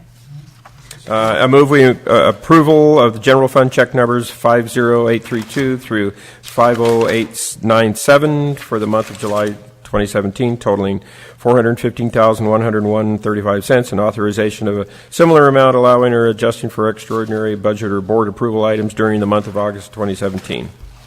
I'll second that. All in favor, say aye. Aye. Aye. Aye. Aye. Thank you. You're doing all the work, huh? Yeah. You're doing the heavy lifting. Yeah, oh, it's really tough. Really, really tough. Before, do you have anything that you want to mention? I just have one thing. Okay, so you're up then. It's Okay. legal report first before we go to staff and billing. I will be quick. I just wanted to update you on the litigation that we initiated regarding that Public Records Act request. Yep. We did file the the request for an in-camera inspection for the judge to look at those documents and find out whether they really were covered under the exemption. State Water Resources Control Board asked for an ex parte. They filed an ex parte application, and so this got before the judge a little quicker than we were anticipating. Of course, the computer goes down. So last week, Jackson from our firm went down for the appearance before the judge, and the judge has ordered that State Water Resources Control Board produce all the documents they held. So those will be to the judge by August 22nd. Amazing. And then she's going to take a look at them. And then she's also scheduled a hearing for September 1st. So the exact purpose of that hearing, we don't know because we don't know what the documents are. But presumably the judge will have reviewed the documents by that time and will know whether they need to turn over any or whether they are truly exempt. So Excellent. What court was this in? this was down in Sacramento. So Superior Court? Wasn't even a local judge. Amazing. no, it wasn't a local judge. And yeah, so this one's going to wrap itself up pretty quickly, it looks like. And by the time you meet in September, I should Good. have an outcome for you. Excellent. That's all I got. Thank you. Thanks, Emily. Any questions about the report? Nope. Speaking of public information requests, I want to kind of go back one step on my report. I did get a call from the Division of Safety of Dams that Action News requested our dam our annual dam investigation or reports from them, and so they redacted some of the information off of there and sent it over to them. So they could be creating a story to look at our dam. So just a little heads up that we could be into the news further. Also, the news interviewed me on Monday and on Thursday when we were here, and both of those aired on those days for the spillway investigation. So I'll try to keep you guys informed if they do keep coming over, and I'll maybe send out an email that they were here and kind of maybe how I presented the concerns of the district, and just to give you a heads up that we might be on there, and so that if you get asked in the community about what's going on, that you'll know why it's maybe hot on the topic. So, Thank you. Thank you. okay, staff and billing reports. I want to go back to Director Kellogg's question about having staff here. Staff being here during this time of the night is expensive for the district. Everybody that is on staff except for myself is hourly. So that means you're paying overtime for them to be here. And it's either overtime or comp time, but it's all one big pool. So I've been racking my brain on maybe, because I do believe it's very important that the management staff has interaction with the board, because I think that's invaluable for you guys to be able to get your questions answered and for them to be able to answer your questions, or for them to have concerns and maybe give those concerns to you. But just to have some dialogue between the management staff and the board, I think is very, very important. So I've been coming up with ideas. I actually talked to Director Sullick about it a little bit today. My first thought was to actually have 2 board meetings a month. One in the morning, on a day in the morning at, I'd say 9 a.m., and that would be for board and for all district management staff to be present. It would be to go through all of the reports, and it would be for information items only. So if we had a project, then Jim could be here to explain the project. The project then would come back at the evening meeting, which would be, let's say, 2 weeks later. That would be for action items. So all that information would be fleshed out during the morning meetings, and then all that information would have action on it in the later meetings. The one thought on that was that maybe we could actually get rid of some of the committees too, and we could flesh out a lot of the committee work during that time too. Director Solik had he likes some of the committee work that's being done. He likes some of the public on the committees. He likes having that as kind of maybe where they have a voice, more of a voice than maybe if it's a full board here. So I understood his concerns. But that's one option. The other option is that we stay where we're at, and maybe we stay with the committees, but maybe we have quarterly meetings where the board and staff have quarterly meetings. That we have morning quarterly meetings, and that we kind of flesh out 3 months of information, and then we kind of give 3 months going forward. We'll give a preview of what the board should expect in the next 3 months. This way we can kind of get maybe like truck purchases and forklift purchases, and maybe a lot of the where we're going to be doing pipeline and what's going to be happening in some of these staff reports, so that you guys know, oh yeah, I know what's going on in here because they just told me this 2 months ago. And maybe I can hold my question this month because I know next month I'm going to have that question, and I can ask the staff at that time about that question.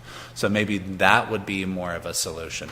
But right now I'm just kind of throwing out ideas to maybe get the ball rolling, and I'm going to kind of leave it up to the board to make a decision on what they feel might be the best way to go about this, and maybe make our evening meetings a little more efficient to get action items done where the public then is really interested in those action items, where that informational item, obviously if they want to come for those informational items, they're more than welcome, but that would be more of a workshop kind of orientation with us and the management staff.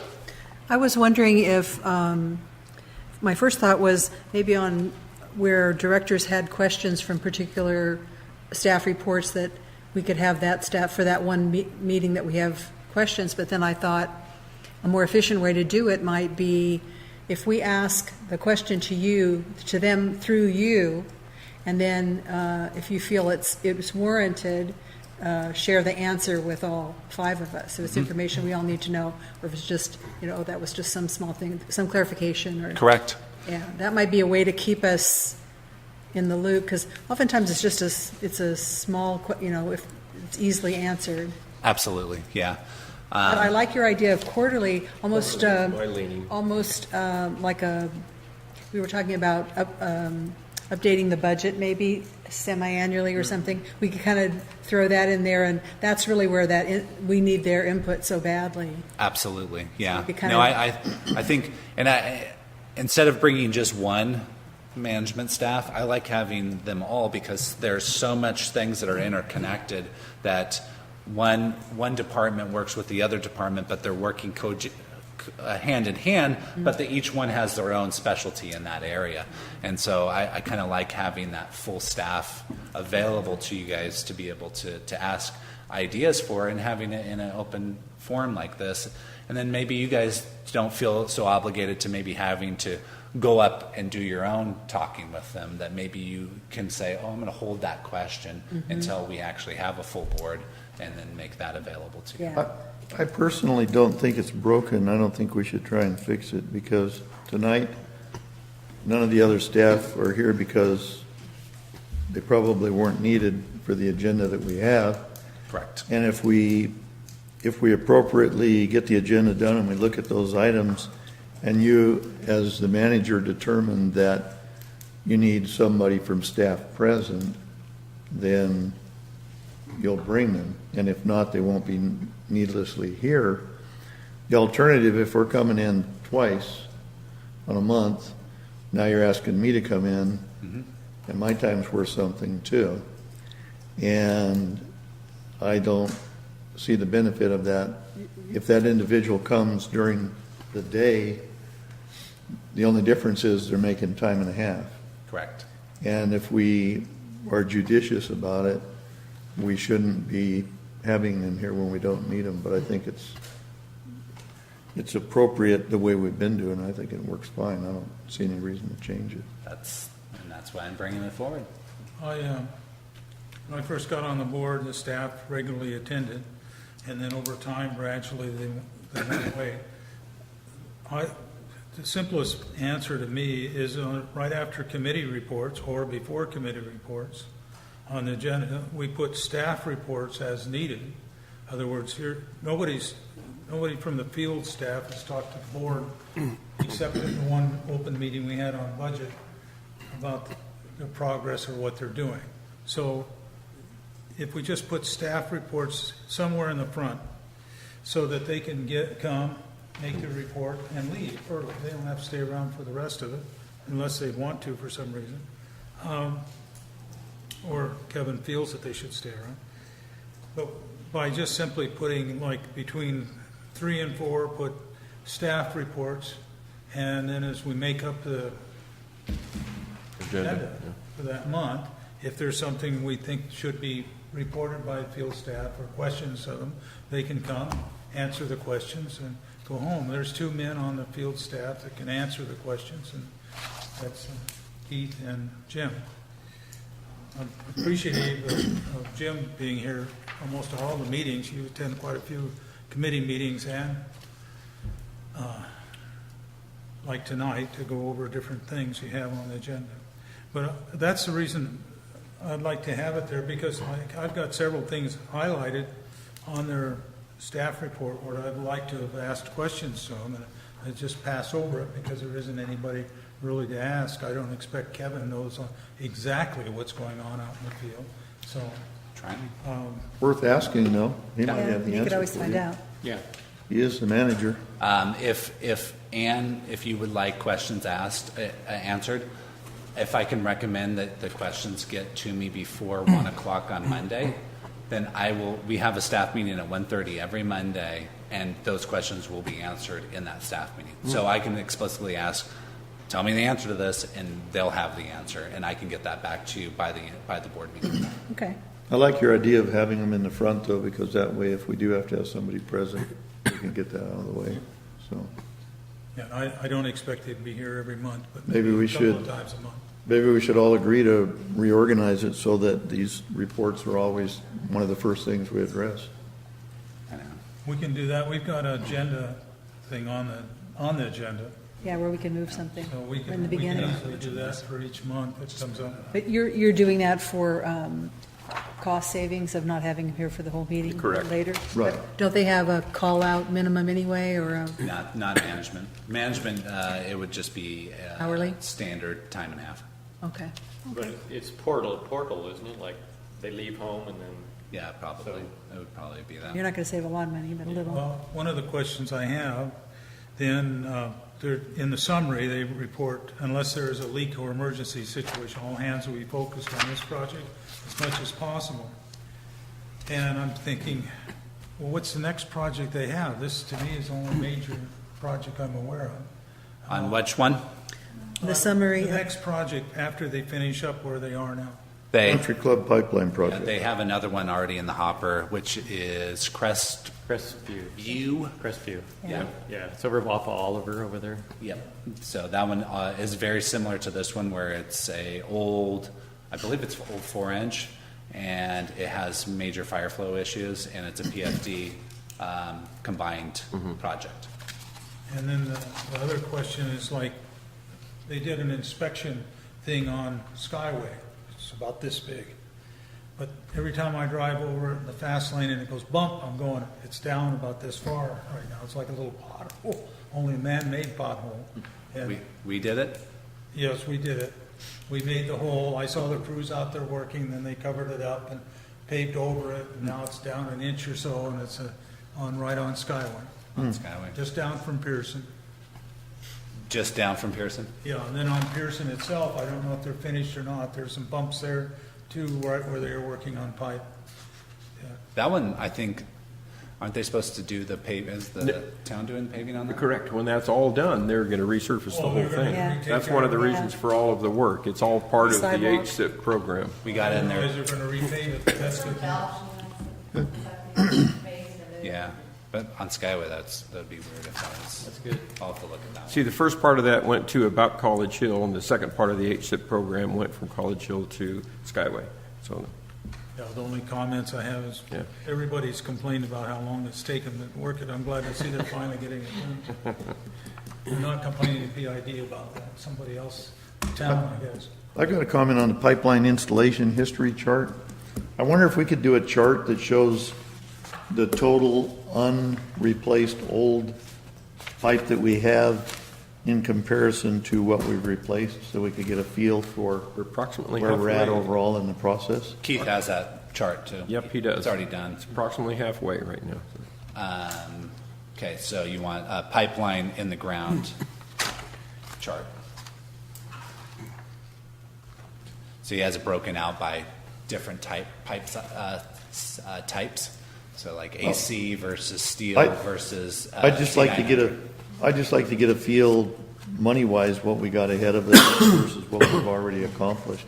Right. I think there's still 60 miles of steel in there. It's right at 60. Yeah. Don't forget some of the concrete pipe. Well, it'd be nice just to see a graphical display so we can Sure. see what, Yep, where we're we gonna have go. that. Behind the old Safeway plant, I should say. They used to comment a lot about the different charts. I'm not going to do that tonight. Go to the treatment plant. It doesn't. I keep forgetting to look at the agenda where it tells me about how we're supposed to approve things. I was just going to comment on your idea, on his ideas, President Kellogg. The quarterly idea, does that have traction? Yeah. I personally like the quarterly idea, and I think it's worth a try. We can try it one or two times, and if it works, fine. What I'm going to do is, before we get a consensus, Have a special meeting once a I'm month. going to agendize it for next month, Agendize it. and then we'll get a full discussion on it. Okay. I kind of went out of order, but It's all right. But now that we got traction, let's all agendize it for next month, and we'll bring it forward, and everybody will have their say. Okay, thanks. We need a vote on staff and building reports. Is there any more questions? I have some questions, Director Kellogg, I'm sorry, Ann. Go for ahead. Jim. You had that Sterling Water Technologies is going to perform some jar testing. Could you let me know when that is? Because I'd like to see that, if that's okay. They'll be here Monday afternoon, this coming Monday afternoon for orientation, and then they'll actually run tests Tuesday? Tuesday morning. So come Tuesday morning, Yeah, that's 9-ish. not going to work for me. Palmer? That's- I can't do Tuesday morning. Could you go? One of That's you guys treatment go? staff report that we haven't gotten to yet, Yeah, isn't we're it? on. I thought we're on it right now. No, we're on field No, we're on staff. all staff reports. All of All them. staff. Yeah, Okay. it's all So we're done with the field staff and we're on to Okay. the treatment It's side? Yeah. it's whatever staff you want to go. Got Okay, it. Shotgun so that was, approach here. yeah, That's right. I know I can't make Tuesday morning Would because you I mind have issues? another Would you wanna- obligation. Would you want to be present? Yeah, if one of you guys could go to To see the a jar polymer testing for a testing? new polymer at the treatment plant When is that gonna be? on Tuesday morning, Tuesday morning. This next Tuesday? this coming Tuesday? Yeah, be Or sure you to could go. go. I would just want Yeah, just one of you. Be You're the wonderful to expert, have yeah, there, you're the expert. It's going to be a little makeshift, not super, the equipment they have is, it's not gonna be up to what you are gonna expect to see. Okay. No jar testing. Oh, That's what they offer. Really? so how are they going to jar test it without jars? No, they're gonna figure out, they have, an expert is coming. Okay, Oh, that's good news. We're going to have a discussion, we're going to do what we can. I'm not, when I can get companies to come, yeah, it's kind of under their dime. I don't have any specific requirements other than the goal is to test their polymers. Well, okay. It's not ideal, Well then, I think you'll have something to say about this. yeah, not an ideal test. I'll get back to you on that. Mark, I've seen it as crude as using Alka-Seltzer tablets to create. Oh, really? Oh, yeah. Wow. I can say this, that Mark, when he was running the wastewater treatment plant, if you wanted to sell polymers to them, you better show up and do the jar testing correctly and be competitive, or you weren't going to get the business. So I'm sure that if we put the hammer on them, they will come and do their due diligence to maintain or get the business. So, I understand. yeah. You try? Okay. Let them know the directors are coming to see them. Well, we'll get it started Never. this But- coming week, and So no, I don't have time to come Tuesday. Okay. I hope you go, because I can't go on If they were Tuesday. doing jar testing, Thanks, I'd make thanks. time, but- Okay, the other thing I had for you, Jim, on, when you do your lake permit sales, that spreadsheet, it's page 65.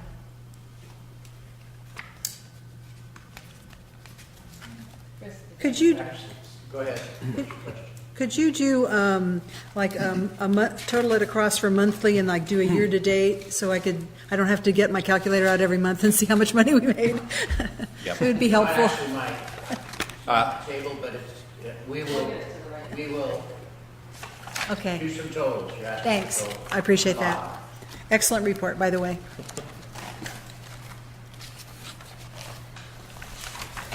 Any more questions on the building report? You have Dan? something, Cliff? I don't. Okay. I was just curious because I mentioned at the last special board meeting, it talked about, how do we get consumption up so that we can sell more water. And I was curious if the monthly residential water conservation showing the difference between the millions of gallons sold in 2017 versus 2013 had anything to do with the increased cost of water or the restrictions that we've placed on the usage of water. Say that one more time. We went What from page you- 240 First, what page are you on? 55. I'm on page 55. 55. The second bullet item. Okay. There you go. Okay. Say that. Okay, go. Sorry. 25% reduction. Yeah, I just, we're looking at, in 2013, we sold 327 million gallons in July. And this year in July, we only sold 244 when water was abundantly available again. So I'm curious why we weren't somewhere closer to those old numbers. Is it just because people are not wanting to pay for the increased cost of water?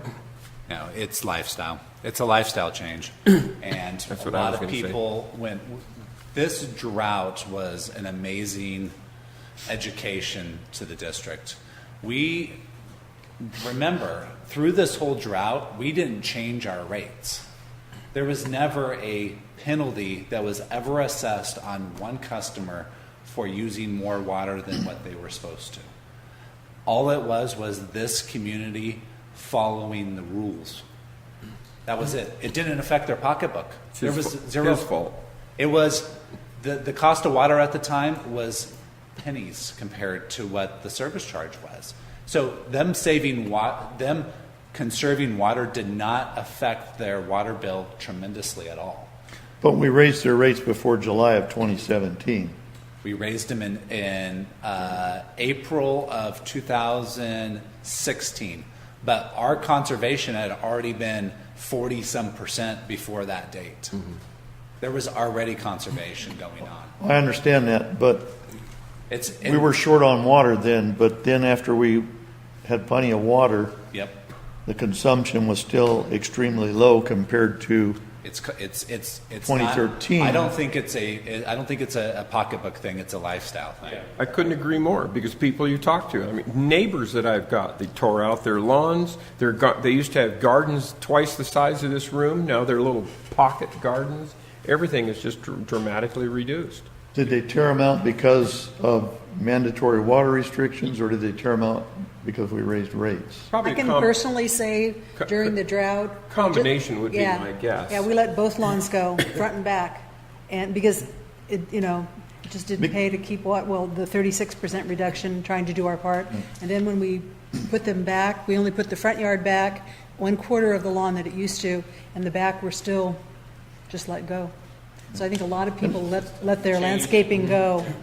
The reason I think that's important to understand is because if we're trying to look at ways to increase revenue, we got to increase sales of water, so we got to understand why that number's low. I think So if it's because everybody ripped out their landscaping, we can't convince them to plant it again, then we got a problem. On the other hand, if it was suppressed because of rate increases, then we need to look at that. my guess is that it will slowly come back a little. Not much, but a little. And just like I reported, the numbers from September Up already. are up to 2014 numbers. So that tells me right there that we're starting to see a bounce back. But the key, and Ann said it, this was the key phrase that everybody said throughout this whole drought, was they were conserving not because to save money, to do our part. Yep. Everybody Well, said to do our part. If I look at the graphs on 61 from if you take the fact that we're 7.5 months into the year and we have 814 million, you divide that by 7.5, it's 108 million per month average, and if you multiply that out times 12, that's only 1,302 million annually. I know that's It's not linear. Remember it's not that. linear, but I'm taking the same numbers from the different years. They're also not linear to that, so it's a fair comparison. And my question is, why, if this is not even half what we used to sell? When they're through, I'll call them. Well, didn't we also have a lot of leaks in 2015 that we addressed? Well, this that's is not production. leaks. This is well, I guess it could You be. got to remember, our per capita consumption was way out of whack, okay? Yeah, like 330 something. We were way above the state average, okay? We were consumers of water, you know, we used a lot of water. Right, And we had water and we were using it. but we based Yeah, our rates and our absolutely. livelihood on that I consumption. totally get it, but I mean, what I'm trying to say is that we needed an adjustment anyway, because that was not sustainable. If you look at that per capita consumption, that wasn't sustainable for this district. In other words, we would have to find other sources of water. Well, now we're not in dire need of looking for other sources of water. We still need new sources of water for drought supply and that kind of thing. I put something on the agenda just for what you're talking about, under new business E, this wise water use regulations and so forth. And there we can cover, it's Okay. meant to be covering what we're Sure. reading about right now. Well, let's do it. So Okay. all I'm trying to say is that, you know, we needed an adjustment, and we probably got a bigger adjustment than we needed based upon all these other factors. Dan, you wanted to say something? Much of the water usage, ponds after lawns after lawns are dried up. We drive through Circle Wood on a truck like the road to Chico, and 6 out of 10 lawns are dried up, so there's no usable water. And people don't want to put them back in, they don't want to. Well, what I want to talk about under E, we'll hit on that, and we'll talk about what we just talked about now, and it's an action item, so maybe the board can actually do something about it. It's on the agenda, it's agendized, it's an action item. So if we'll just finish the staff and billing report, then we can go through, we'll take a break before new business. But then we can talk, we'll have several things, and that one's one of the last ones, but it is talking about the regulations that I think we should get rid of now because the drought's over officially by the state. And tell our people in the Wait till we get to that agenda item. Yeah, Yeah. yeah. in the water. Let's go finish up the billing report here. Does anybody have any more questions about the billing report? I don't. Thank you. I have a motion to approve the billing report. I've done the other two. Somebody else wanted? I didn't Make a think there was a motion, we motion approve the needed, was there? billing Oh. I'll second. All in favor, say aye. Aye. Thank you. We'll take a break now, about 10 minutes. We've been at it for almost 2 hours.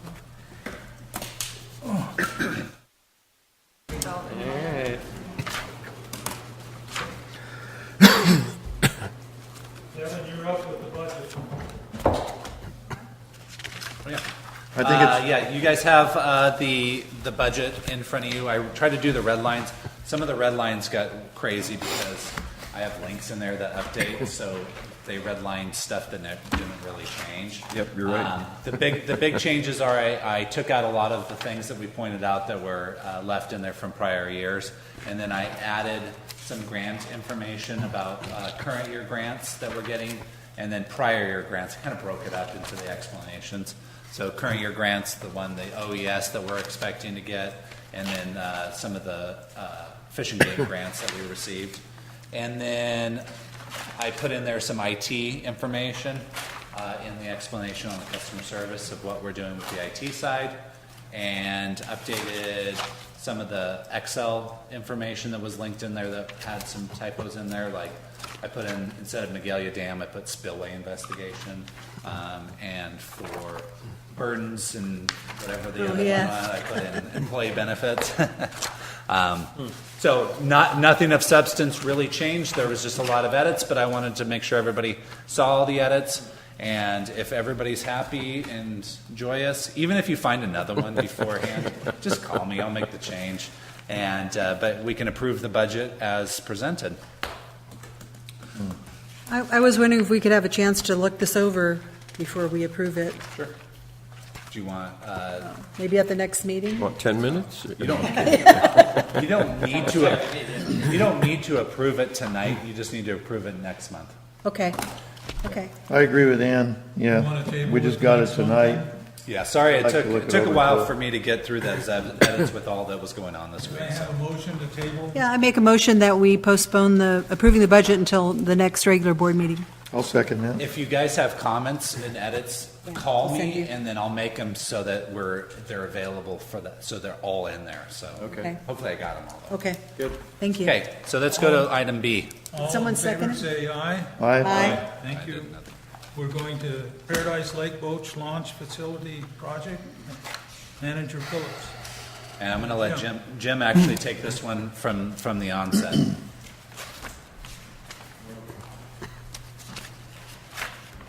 Really, the crux of this agenda item is the letter. Jim, can you pull your mic down?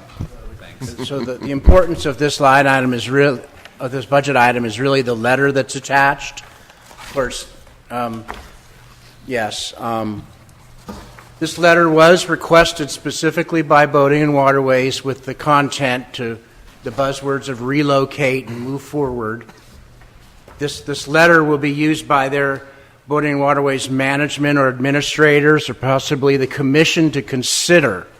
They haven't quite figured out who's going to authorize this, but this is a document that Boating and Waterways needs to address our existing grant agreement. And so it allows us to change locations or relocate and then move forward with the concept depicted in the planning exhibit. It's very simple. Now I added in, so here's your planning exhibit. This is very similar to the last boat dock concept we had at Site 2, the parking, and it's just reoriented. Now this was drawn by Boating and Waterways Engineering. They asked us if we wanted to do it. I opted out. This includes all the elements. So you see the list of items 1, 2, 3 through 11 are technical terms. If you really want to understand what's going on there, you need to read the legend and the descriptions of 1 through 11. That's what the boat launch will look like. Now, the only controversial thing is the turnaround area is 60 feet. That's the minimum. They just put in the minimum. During design, that area right there will be expanded in a practical way based on the site constraints and practicalities of people being able to turn around, back. So that will probably increase in size. Other than that, the orientation, the east-west orientation of the parking might go north-south.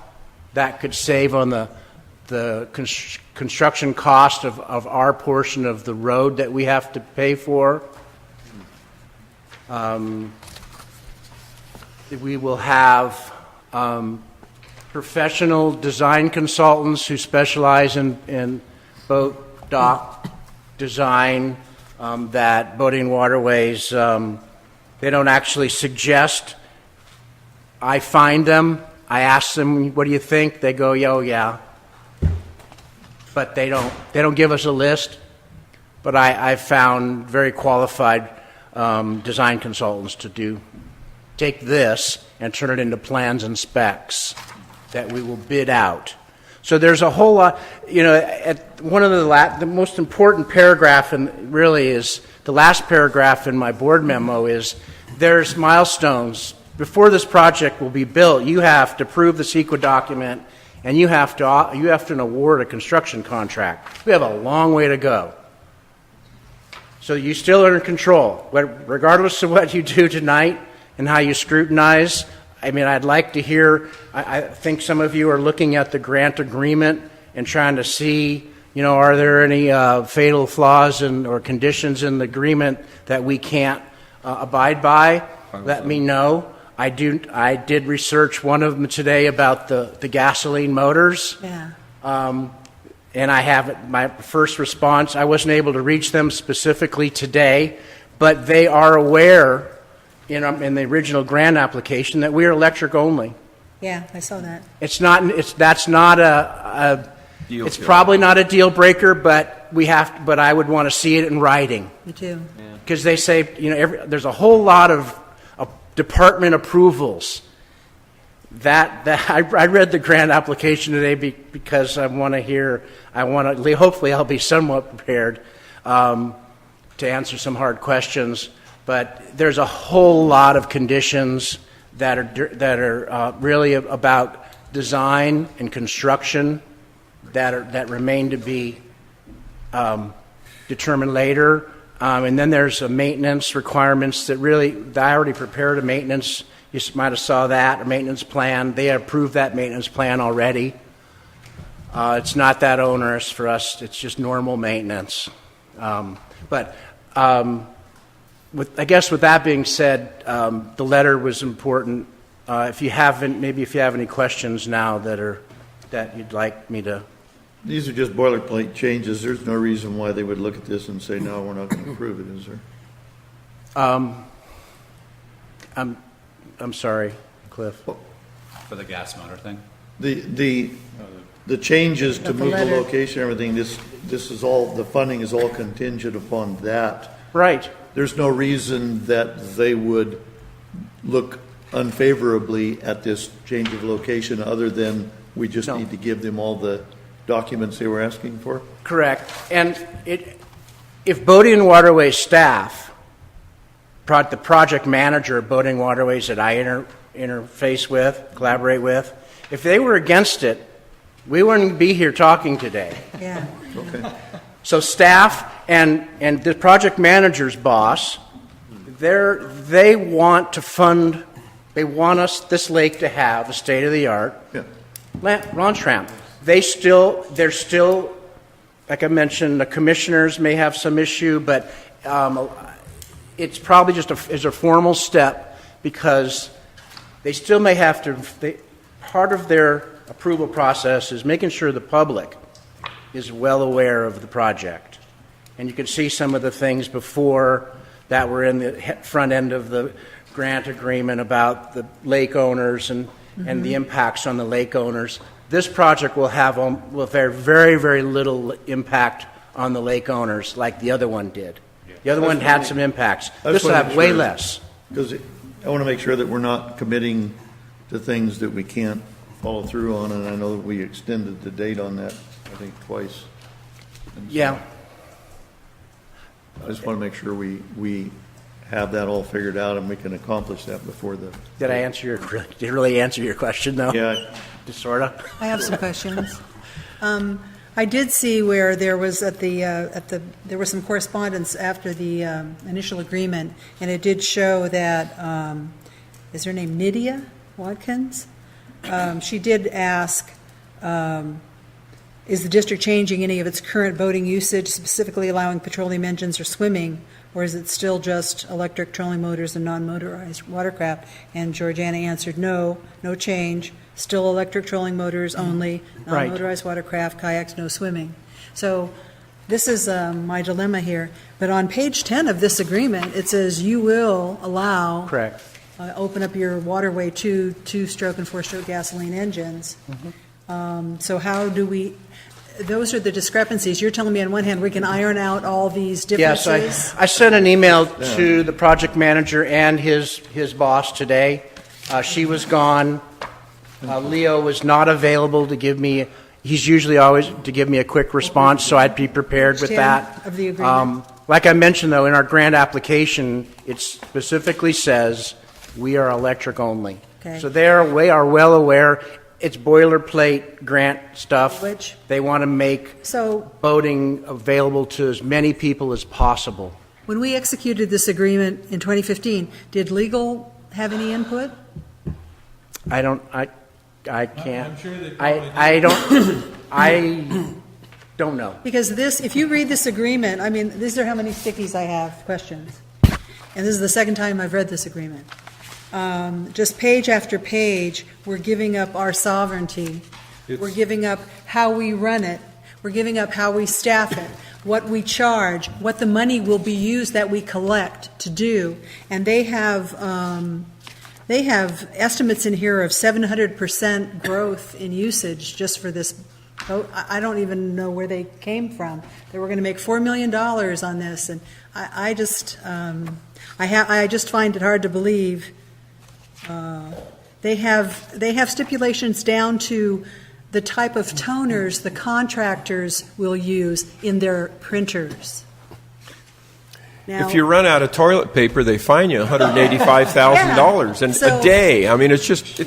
So anything that makes it, I just, and for me, then I look at the actual cost of what we have to do to get this money, then I'm thinking maybe we can do something, maybe not state of the art, but more simpler and On give our us, own that's give us livable. yeah.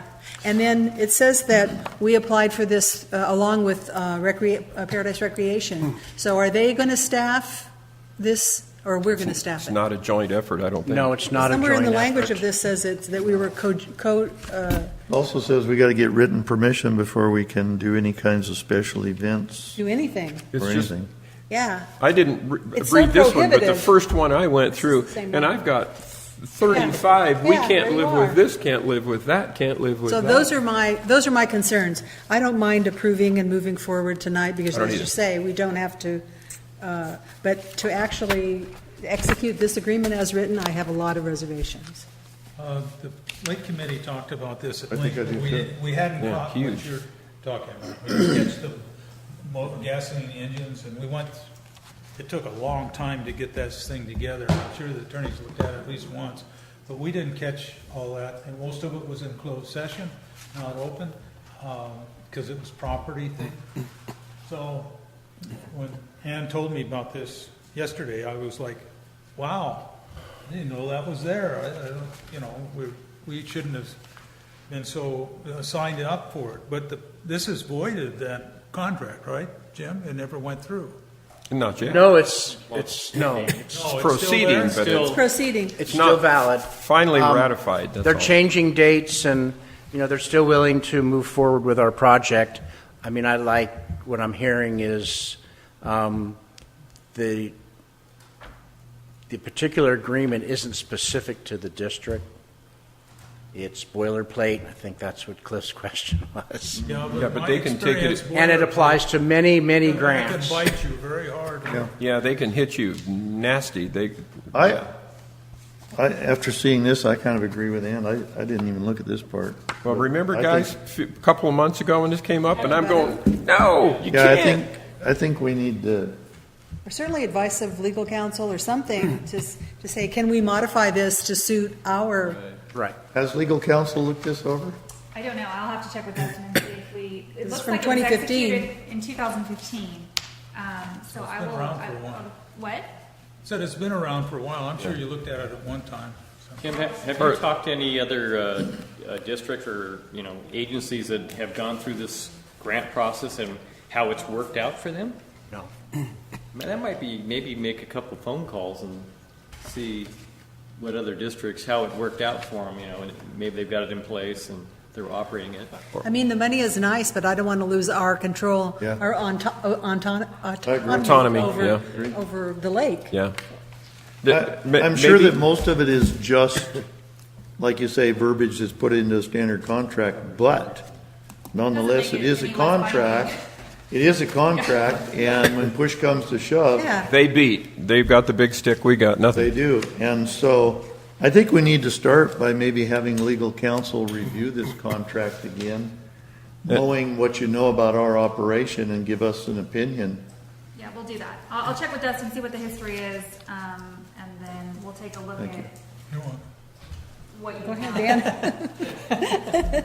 Dan, please talk. Okay, at least maybe, how about, say, Ann and I, since we're the ones that have been the most vocal, sit down with it and highlight the major areas of concern and say, at least double check these things, because you should see my original. Volunteering for that, I said that's a great idea. That's what I need, another thing. Have but mine right now. I would be happy to do that. hand All I have to mine do right is there if you hand want my it. original study sheet over and go.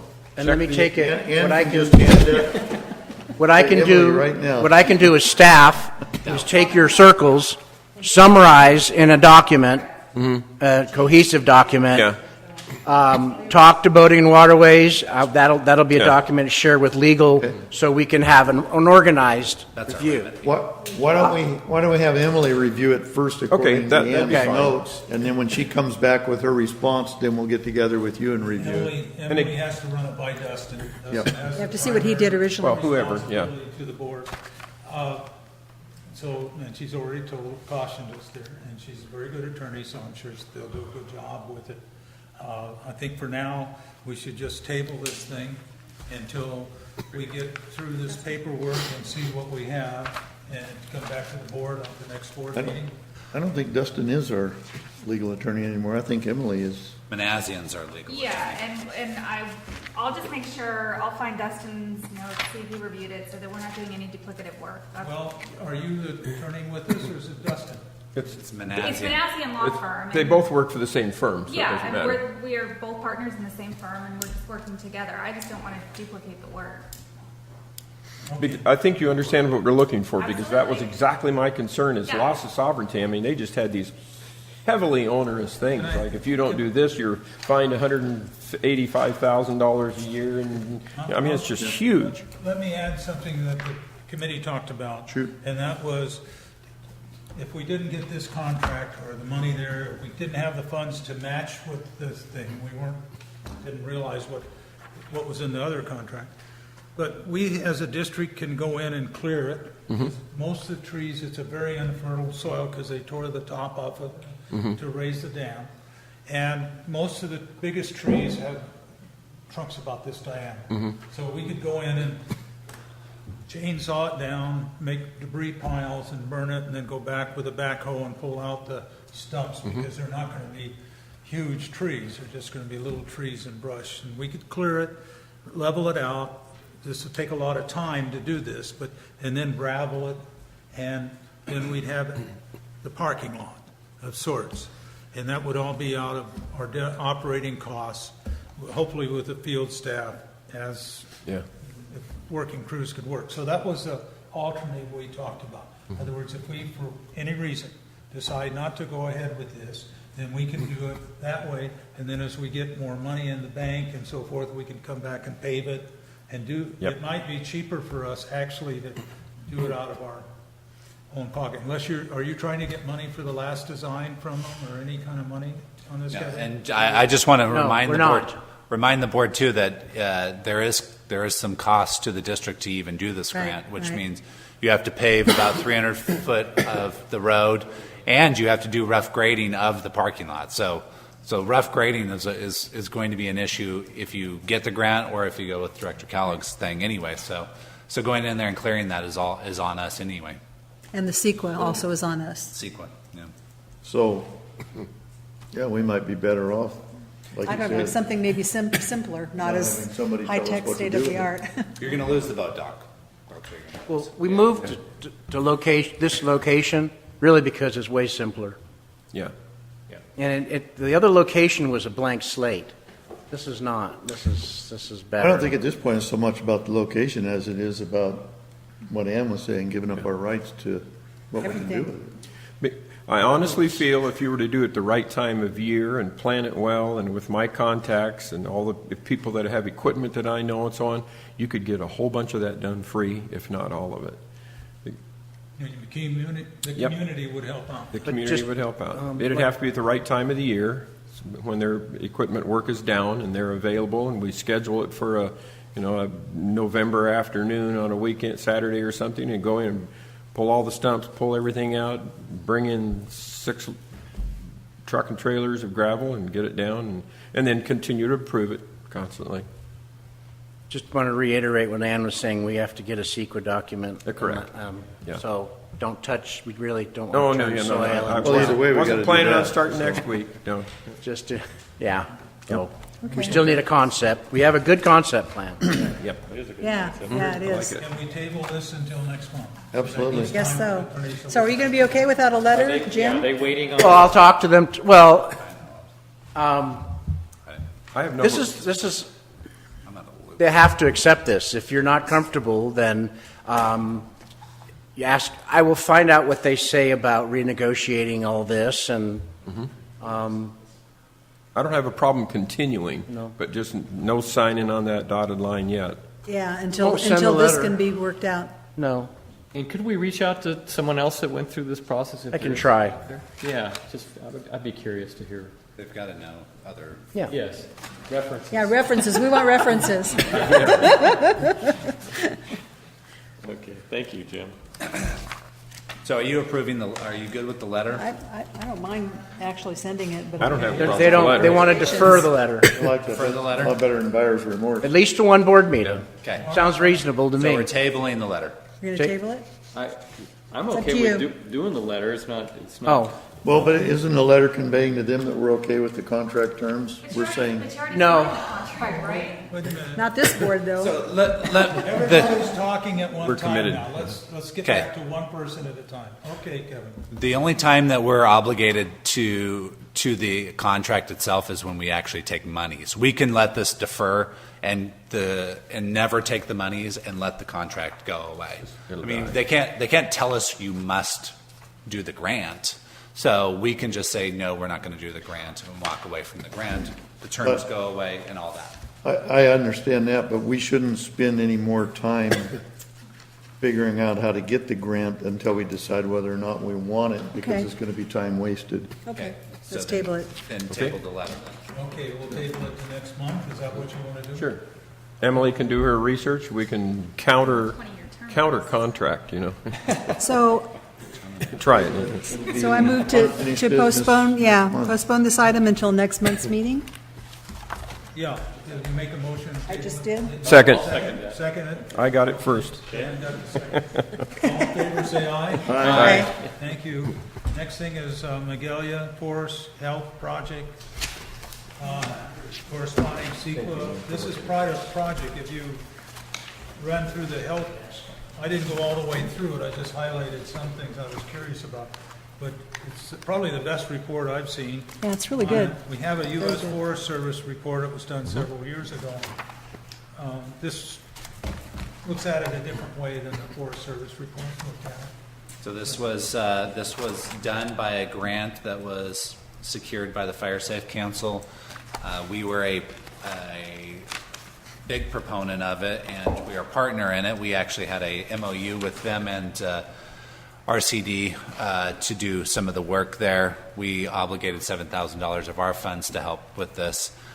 This was by far the largest grant that the Fire Safe Council has received, and it is a forest health plan with the CEQA document associated with it, so that the CEQA is done for any type of clearing within the boundaries of this health plan. I know you guys received this a while ago and were able to make comments. The comments were then hopefully implemented Yeah, into they the were. document. And so this is kind of the final document. It's for you guys to approve. It is out on the street. I believe the CEQA is out on the street for comments, but we're a part of the plan, so I don't think that we're commenting. I guess we could comment on it, but I don't think we need to, because we commented on the plan itself. The Butte County RCD is involved in this, right? Yes. They're doing the They did. the GIS? GIS, yes. So they Fire Safe Council was with Butte RCD to do all the GIS, and I believe we're paying Butte RCD for that time. I think they've already started on it. We're not. No. But we're going to be Few Fire paying, Safe we're going to Councils. finally catch up the money that's been in the books for some time. with- No, this is a completely different project. That No, 10,000, no, I'm talking about the Butte County RCD. I know. That's not part of that 10,000 that's outstanding. We're not going to be paying down that? No, this is a completely different project. It's a Fire Safe Council project that they're partnering with Butte RCD to do the GIS that we're paying for the GIS to the RCD for.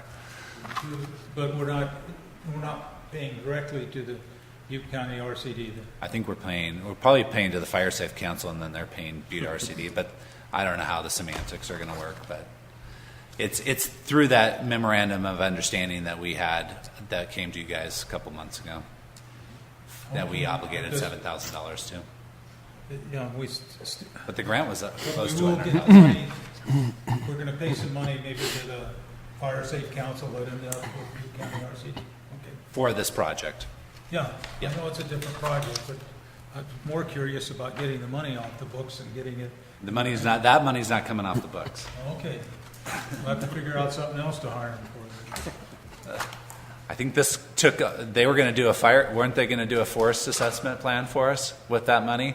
This kind of took over. No, Yeah. you've got a forest assessment plan And right here. here. I know, that's what I mean. We just kind of, that was the project that was outstanding. Yes, very good. And very so well this is kind of done. it. So I think that contract's kind of gone away. That money that we're obligated, I think it's kind of gone away because this kind of takes the place of that forest plan. It was something George cooked up, and I'm I not going know. to talk about it other than that, and I don't know what it was about. George who? So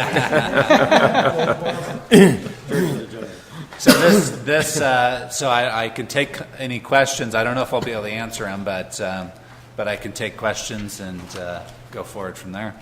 I thought it was very well done. Yeah, it looked pretty straightforward and And clean. it looked like it was focusing on Paradise Pines Owners Association, PID, and then the Paradise Unified School District. And it looks like we kind of came out the best as far as forest health and management. Absolutely. But still a good start, but still work needed to be done. That's how I Correct. feel. Very Yeah. well done. Yeah, I think it's great we're participating in this. It's fantastic. Yeah, absolutely. Well, what I liked is that it gives us a lot of information that we can use at our own discretion besides doing the Fire Safe Council's work. We can use it for long-term planning and other things. Exactly. And it's the first map I've seen. It clearly marks out all the property that we own around Magalia Reservoir.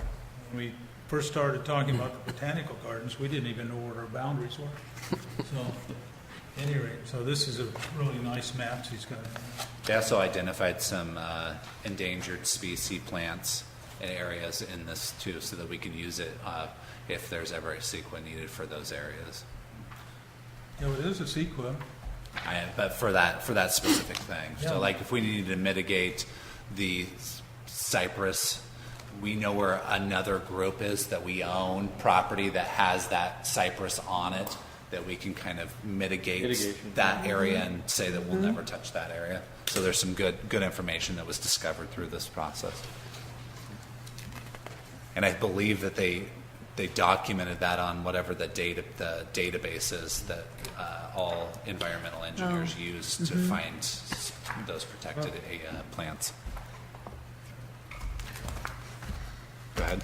I read the document. One of my takes was that there's a lot of thinning. There's a lot of trees that need to be cut down. Yeah. That's good. So who's going to do that? The other thing is, it gives me authority through all the properties identified in the CEQA document, like where these homeless campsites where I want to thin. I have because the CEQA document, I can go in and I can start. Officially do I it. have protection from this document and the CEQA that I can go in and start clearing. So it gives us authority and staff to do Right. work. But I want to caution you again, here's the history coming at you. When I first got on the board we didn't have public members on the Lake Committee. And there was one gal there representing the environmental part of the community.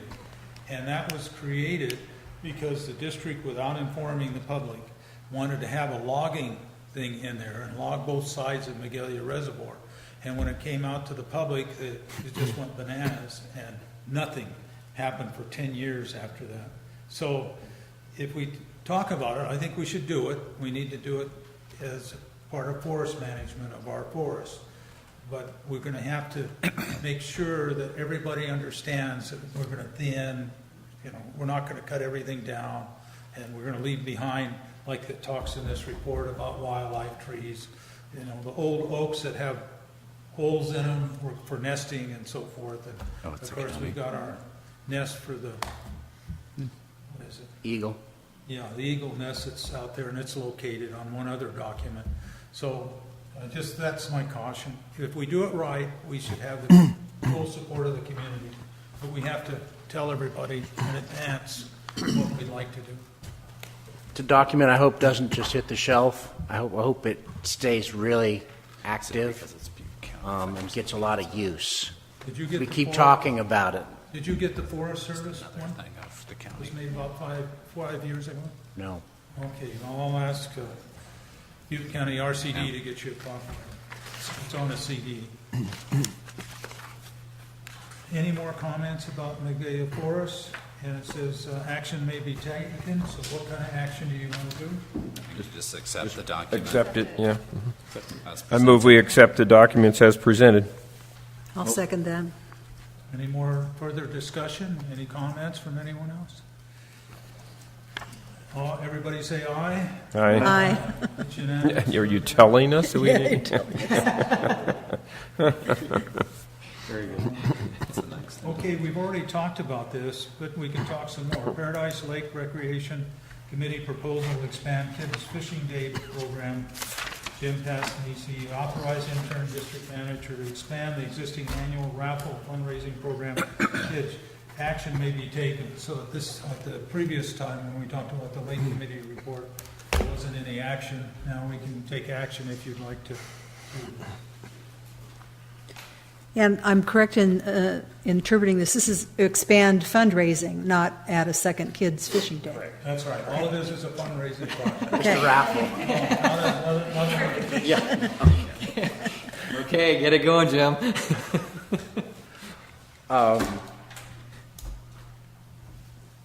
We was talking earlier about really how FF&F is really, they buy the gun, we don't. They raffle the tickets, we really don't. They get repaid out of the raffle tickets, they get repaid for their cost of the gun. Then the remaining money is a donation to Kids Fishing Day. This can be done the exact same way. In this particular case, though, we called it a sporting goods item. It could be a bow and arrow. It could be a fishing rod.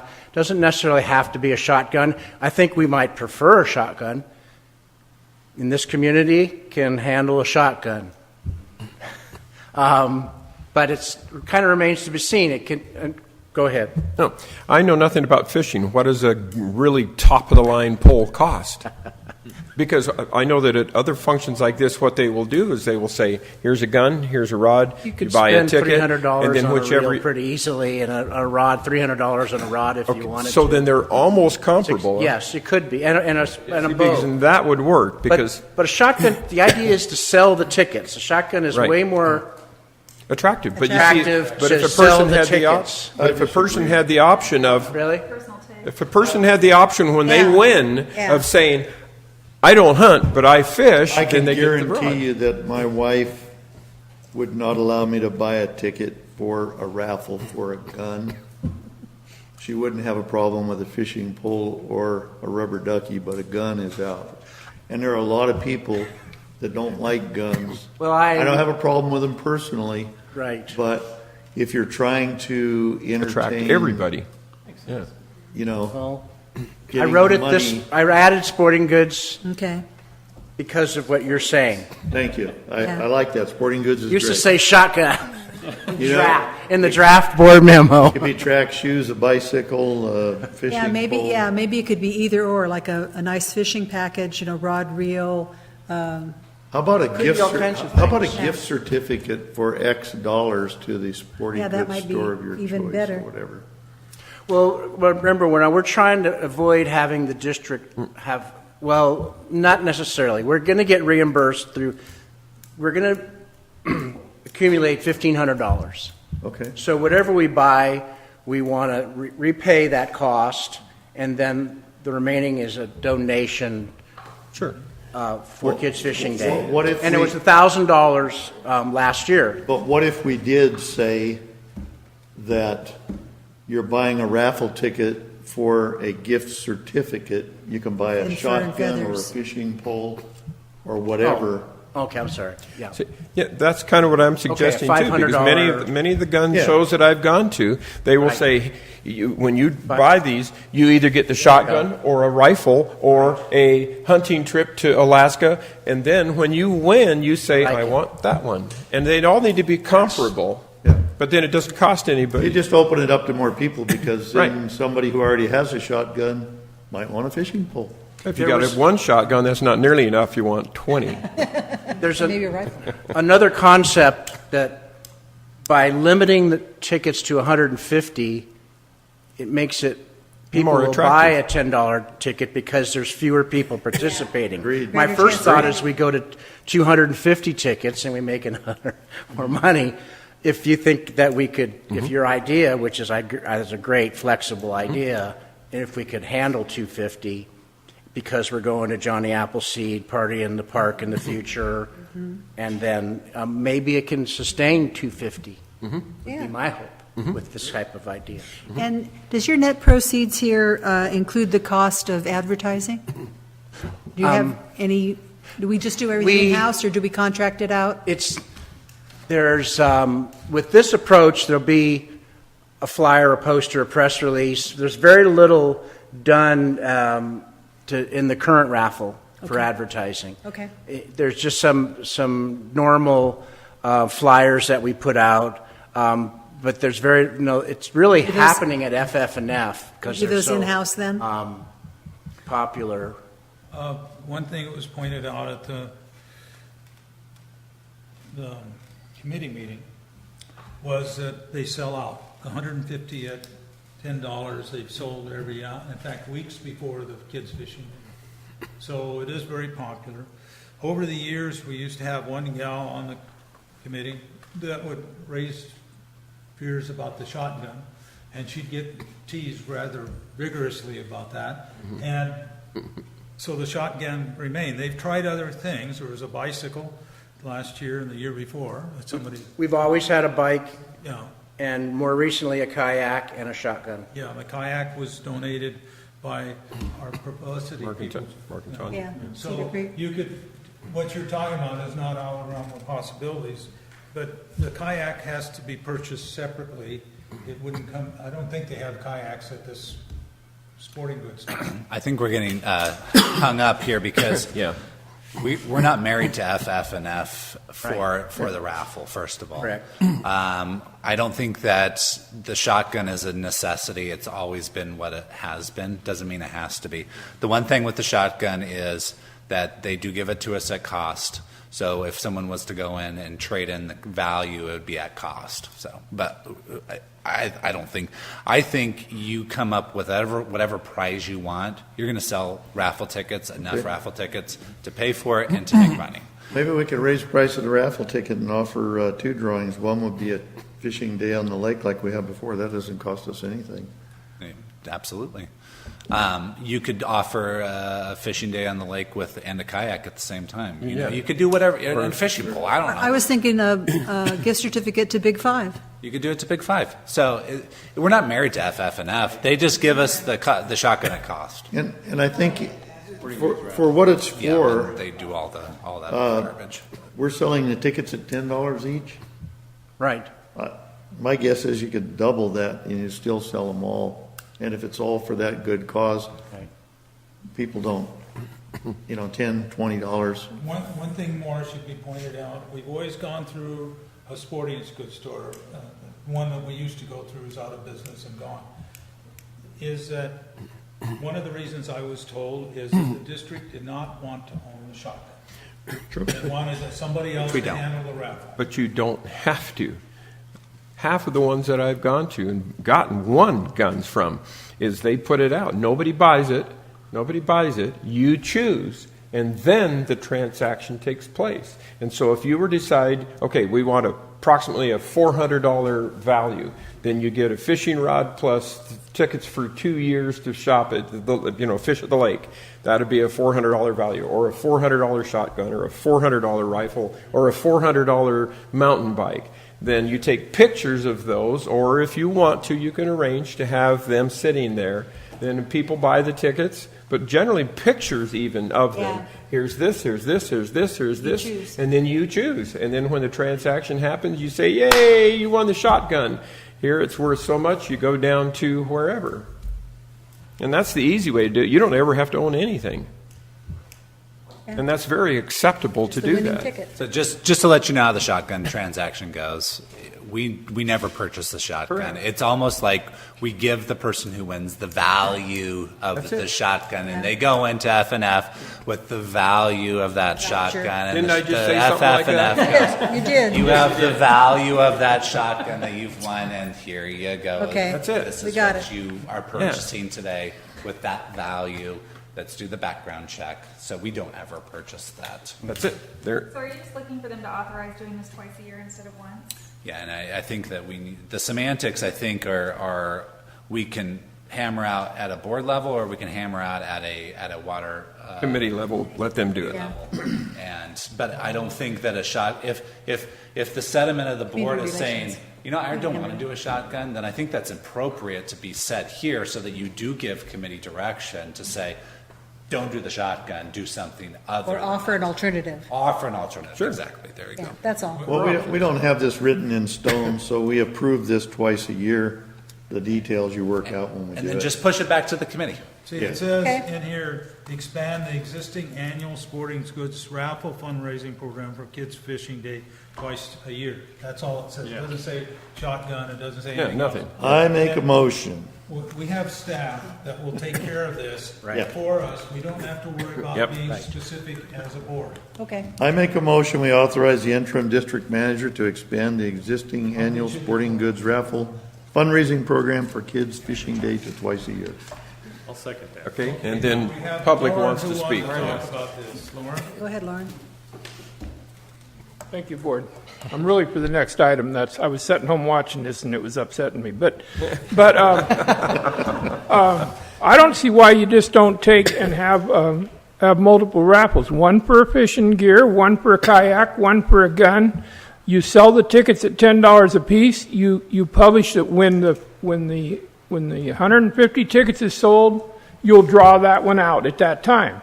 So if it happens to be a gun that comes first, that's the one you raffle first. If it takes another month for the raffle off the fishing pole, that's when you raffle that one off. That's how our tire company downtown did the quad, and it worked just fine.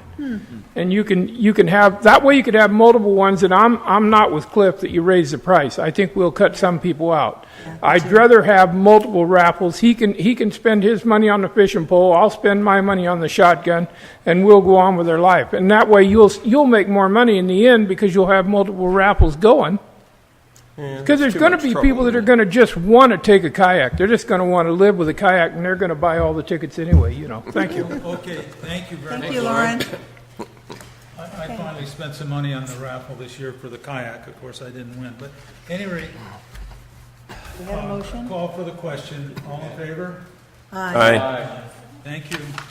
Now we'll go on to the next thing. This is the water use thing. What this is about, basically, is what I asked for, and I've got most of it here, is that I mentioned at the last board meeting that South Feather ignored the governor's implementation of all these rules, and nothing happened to them. They were sued by the state, is what I understand. Maybe our attorney can upgrade me on that. Did they ever get sued by the state for not having the water rules? You know? I'm not sure. I'm not sure what you're referring to. They ignored the conservation requirements that were issued through the drought.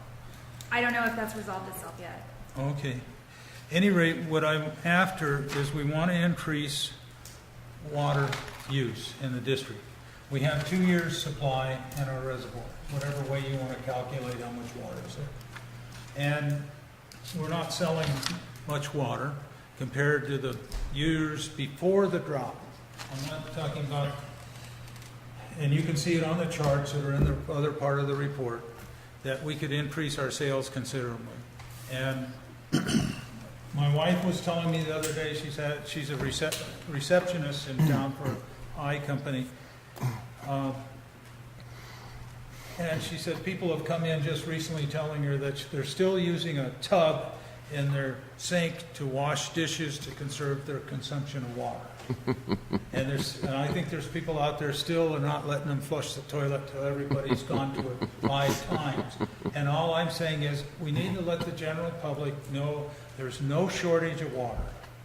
And please buy some more water. We could use the money in the district right now. And if that means getting rid of these outdoor water things that were never enforced, according to Kevin tonight, that nobody was fined for, right? We would never find anybody. Nope. Okay, so to me, it would be to get rid of the water conserving rules, and some people will object to that, I'm sure, and get our consumption up and get our income up from water consumption. That's Just all I'm after. make sure you're talking loud, succinctly, and so that this gentleman sitting over at the desk will hear. Well, I'm glad he stuck around long enough that we can talk about this and make sure it gets covered. But that's what the idea is about, and so I'm sure that Cliff wants to say something about it. Oh, I got lots You're to here. say about this one. So it says here, per the state water code, violations of the water conservation plan may be prosecuted as a misdemeanor. Well, we're not under mandatory conservation anymore. The state's already done away with that drought requirement. And so we need to reflect that. When it says water win, commercial nurseries and growers are exempt from timed watering guidelines. I got to ask a question. Why are their plants more important than mine? What the hell makes the nurseries able to water whenever they want, but I can't? It's their livelihood. That's the business. the nursery lobbyist. I mean, so we're saying it's not our guideline, it's the state's the guideline. state's This is all state guidelines. And So- that was based on the declaring a drought, declaration drought. which is no longer there. No, these requirements have been they are permanent. Yeah. Remember, the state and the governor want to move They- toward they- this conservation. they as a lifted- way of By life. executive order. Well, some of them are permanent, but not all of these that I see They listed here. lifted the requirements for percentage conservations, but the wise water use things became Well, permanent. okay, so no washing of driveways or hard surfaces with a hose. Permanent. Use a pressure washer. That's the most idiotic comment I've ever heard. It is. Because I sold pressure washers for 30 years, okay? And they put out a heck of a lot more water than Huge garden volume, hoses. yeah. Now, sure, you can buy a little 2-gallon a minute pressure washer from Costco, but most pressure washers are 4 to 6 to 8 to 10 to 12 gallons per minute, much more than a garden hose. So I can't wash my driveway off with a garden hose, but I can go out there with my pressure washer and clean it? I love pressure washers. Makes no sense. They just blow the concrete right off. On the back side of this, water waste preventing ordinances. I think most of that was, again, just during the declared drought, which is now undeclared. And so we're saying the district, so we're talking about us now. The district has also implemented a wasteful use fee that would result in consumption charges being billed at 2 times the highest tiered consumption charge. This would be implemented to customers refusing to stop a wasteful use of water. Who decides what's wasteful? That's pretty subjective. It is subjective. So I don't even know how you can enforce that. And it says implementation, a water conservation program is in effect and confirmed annually by the board of directors. I don't recall reconfirming that. When did we do that? I'm not sure when that was last reconfirmed, but So- we have done it. That's our water audit, isn't it? We've reconfirmed Part of the the state- wise use of water normally. I forget. Yeah, And then, I don't think it got. I mean, Sure. Did it get on my list? I guess I have a real problem with most of this because, for example, metering, Yeah. notwithstanding any other provisions of law, an urban water supplier that on or after January 1st, 2004 receives water from the Federal Central Valley Project under a water service contract shall do both of the following. Well, we don't receive water, we give water. We are a giver in the Federal Central Valley Project. Yeah, that's So that probably stuff doesn't legalese. even apply to Doesn't us. apply, yeah. It's probably the legal requirements under Yeah, metering. we're not being supplied by the Valley Project. We are part of the Valley Project. We are giving the water to the guys down south. So Is that- even this metering, which says, according to this, we don't even have to have meters in until 2025. Because we are not provided by the Valley Project. We are the Valley Project. That is true. You could be flat rate until 2025. They Yeah. really look poorly on that, though. So, which brings me into our rate schedule, which I downloaded, and to be honest with you, I hadn't really taken a good hard look at it, but it kind of doesn't make sense. And maybe you can explain it to me. I can try. It says residential fees are $33.34, and then each 100 cubic foot or 748 gallons of water is $1.62 more. That's for residential. Correct. Then over on the right, it says irrigation and residential irrigation is $33.34, but my cost per 748 gallons is only 35 cents. Correct. Do we have any residential irrigation customers? We do. Where are they? How do we get them? I don't know location-wise, but we have about 6. What's the definition of a residential irrigation? It is a residential house that has more than 2 acres under production. Thank you. What does production mean? Semantics. You mean something growing? Growing It's agriculture. for sale or to give to your neighbors. Yeah. It's become very loose in a lot of interpretations. It was supposed to be, originally it was 2 acres under production for sale, like for business. Okay. And what the thought was is you had a residential house on there, and so originally what they did is they required you to buy 18 units of water a month at the highest rate, or at the regular rate. You got that no matter what. That was added into your service charge, and then anything over that was charged at the 35 cents rate. Okay. And so, but it's been kind of argued and this and that, and people have kind of ebbed and flowed and kind of made decisions on the fly to kind of loosen those things up. So now you have people that actually like grow farm animals on their 2 acres, and they've been given the residential irrigation rate. Well, I grow llamas Okay. on more than 2 acres, and I'm still paying $1.62. So We quit granting those a long time now, ago. what determines multi-dwelling versus single residence? More than 2 units So on the properties. So if 2 you have duplexes or something. a duplex is fine. A triplex is multi-unit. okay, so then I have one lot with 2 houses on it, and I have one lot with 1 house on it, and I'm being charged the multifamily dwelling rate. The multifamily dwelling rates have gone away. Actually, they're no longer even available. But It's a business. they're still on our website, and they're still on our rate chart. I'd have to look. Let me see what rate chart you're looking at. The rate chart's on page 21 of it's the on. budget. That's my rate chart. Oh, that's yours. Oh, okay. This is the one I downloaded off the internet today. You may want to consider going over the rates as a separate meeting. Yeah. And believe me, you have to So your plan rates on spending 4 or 5 rates are hours. based I was just going to say, that would be a board meeting all by itself. is considered a Rate business rate. workshop.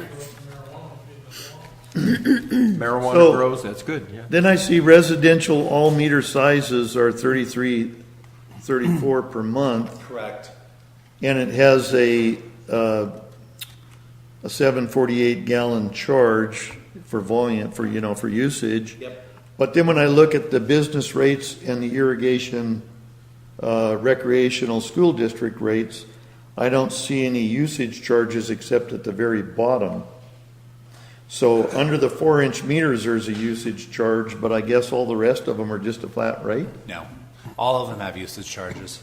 All of them, that flat rate you're seeing is just the service charge. Every piece of water that goes through each one of those meters is charged at the So then we $1.60. either need to put that below each category or put it in a heading by itself, because when I look at it, I think that until I get to 4-inch on this rate, I don't have a usage charge. That's the way this reads to me. We can take a look at how I'm being a that's little implemented. devil's advocate here, but I mean, I'm looking at this and going, well, if this kind of confuses me, I wonder what it does to everybody else that downloads it and looks at it. We can do some formatting changes to that. That's not a problem at all. When we've gone through these rate charges, for a while there, they wanted to take all the ag rates out. And Dustin explained to the board that you need the ag rates for volume in the district of water for the state. And so you need to have ag rates. And we changed the ag rates from not being gardens, but it can be anything that's irrigated like grass, pasture, and so forth. That was Doug and myself. And now here's my final question. But before I want to give more history to the ag rate than just what you just heard. Okay. Because what we're doing is we did a cost of service study, and our cost of service study said that the charges that we're charging plus what we expect to be consumption is the cost of service. Okay, we did that. And then now we're charging less money to these other people. That's not allowed under Prop 218. What is allowed is that a district can then take non-revenue monies, meaning revenues that are not generated through rates, and we took what we did is we identified non-revenue monies that we get, which are taxes that we get, $250,000 in taxes per year, and we supplemented the ag rate. So we actually are supplementing the ag rate. We're giving money to the ag people to drop their rate down to where it is. Subsidizing them. Yes, we're subsidizing the ag rate. Okay, so why does it seem fair to charge people who buy more of what we want to sell more money than what we charge the people who use just a little bit? And why does the water cost more if I'm called a multifamily dwelling or a residential irrigation than it does if I'm just called residential? I know where this is headed, because I've been there and sat in this room and wondered why we were talking about things like this. We need to take a meeting and go over this so that everybody understands how it got there. It'll take some time to figure it out and to explain to you why the rates are where they're at. And then if you want to change them, it's like we have this, we put it on the board every once in a while, we have this special rate for low-income people that was suggested as a way. That's also part of the rates. And in other words, they were very simple at one time, and they became very complex the last 5 years, much more so than they were before that. Okay, and I hear what you're saying, but actually, quick little story, a mother was teaching her daughter how to cook, and she took a roast and cuts the ends off and throws them in the garbage can. Yeah, we've heard that story. So my point is, it doesn't matter to me how we got to where we're at. What matters to me is it doesn't make sense now. I don't care how we got there. What I care about is what are we going to do going forward to make it right. I agree with you that the prices that needs to be reformed. And I was very much in the minority when this was created. So I think that we could play with the rates, but we have to take some time to do it before we think this out evenly and try to be fair to our customers and still do the district. It's not a simple thing. It was very complex what we ended up with. So I want to get rid of the rules, like you were making fun of them, to get our customers understanding that they can use all the water they need under the rates we have now, if they can afford it, but there's no reason to conserve it to the point that they're doing.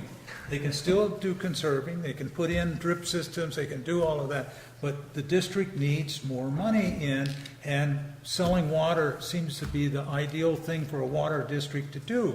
And so I'd like to encourage people in the community to use more water, and they can do it in a conservation way. It seems like that's a conflict, but that really isn't. And I know a couple of nurserymen in this town would say, yay! Well, and I don't think we should subsidize the nurseries, even if it's through tax rebates. Subsidize low income maybe, but businesses, Okay. Well, why should they pay less for the water than we do? Just one thing too is the rates were done through a very comprehensive study, and the rate sheet you have now is actually more simplified than it ever was. But if you want to bring up the rates and having a workshop of how they came about, I have no problem walking those through you. If you want to work one-on-one with those, my thing when I'm going to get back to the wise use of water here, I think that we can actually promote water usage without getting rid of this. I think this right here is telling you, don't use water, stupid. Yeah, Right? yeah. Foolishly, don't waste it. Exactly. Why should we promote people spraying their hard surfaces down so it goes down to the sewer? Why should we promote people watering their lawns at 2 p.m. when it's the hottest out? You know, this is just kind of the wise water usage. There was a lot of work that went into all of this Right. to get to this point. And yes, Yeah. people did change their behavior patterns. Absolutely. But it's a positive thing for the state because just because we had one good water year does not mean we're, They have it this forever. is going to continue. Yes. So I'm for keeping this. I think it's think just we have it's to. just a guideline anyway, We're not And there is forcing things. and I don't have them on with me at this point, but there is state law that states you must Yes. have these Yeah. implemented as an Yeah. urban water provider. And I agree with you. We should promote. Can we listen Water to saving. what's Emily saying? Some of the restrictions are permanent. Right. So while some of them have been lifted, you're not going to be able to get rid of all of them. So I think we need to communicate to our customers that free to use it. although I think we called it 20% by 2020, those kind of guidelines are still here. The wise use of water, our 36% conservation is gone. Right. That restriction is gone. So if we just let them know that's gone, the drought's over, that might Yeah. be the And answer. by looking at the numbers from this month, customers are bouncing back. It was a hot month, and Yeah, you it can was see hot. that they actually did use water. Yeah. So I do feel like there is a little bit of a bounce back here that there is coming. Well, back. see, my point of all of this, whether you want to change the rules or not, is to promote with our customers, it's all right to use water. You can take the tub out of the sink, and you can flush the toilet again. And Yeah. it's a very interesting thing. You might want to plant a new flower bed or something. You can go ahead and do it. I There's agree. plenty of water in the system. So, and let them know this so that it'll help the district. We'll use more water. It'll bring more money into the district. But this town is a very pretty town, and it has all its vegetation up and growing, and people are taking good care of it. So I just think it's crazy that even though I'm chairman of the Conservation Committee, I think this stuff should go away. I think the only water that should go to the twin tunnels should be in bottles. Maybe we can get something in the newsletter. Don't worry about We it. could Yeah, kind of we reiterate could it. work something Yeah. up and get it Yeah. in the next newsletter. As long as we're going to keep publishing that thing, sure, why not? And just a reminder, this is not a dead issue inside of the legislator. Yeah, I mean, that's they're trying right. to restrict even further Yeah, down to it. Yeah, 55 gallons a going person. away. Yeah. Legislation. Oh, I know. That's why all this conservation is permanent, because they want to restrict the water we have so that there's more for the Central Valley and Southern California. I get that. And I think the only water they should get from us is in bottles for $2 a bottle. Okay, nobody wants to do anything about it at this time, just let it go? I think it's very clear And the press, I'm sure, heard it, and it should be front above the fold soon. And Lauren came here to talk, I think. You want to Go ahead, talk? Lauren. Thank you. Spoiler alert, spoiler alert. You look at the videos back and you'll see I was saying that conservation of water was a dangerous thing for the district. We had a recall because we didn't have enough money, folks.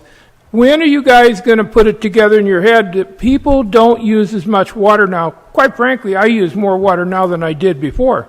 But my bill's only $57, so you're not going to make it on me.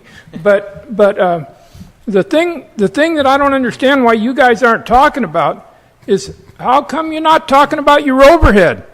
You're not going to make more money. If everybody in town buys a Prius, there's going to be a few gas stations that go out of business. There's not that much need for it.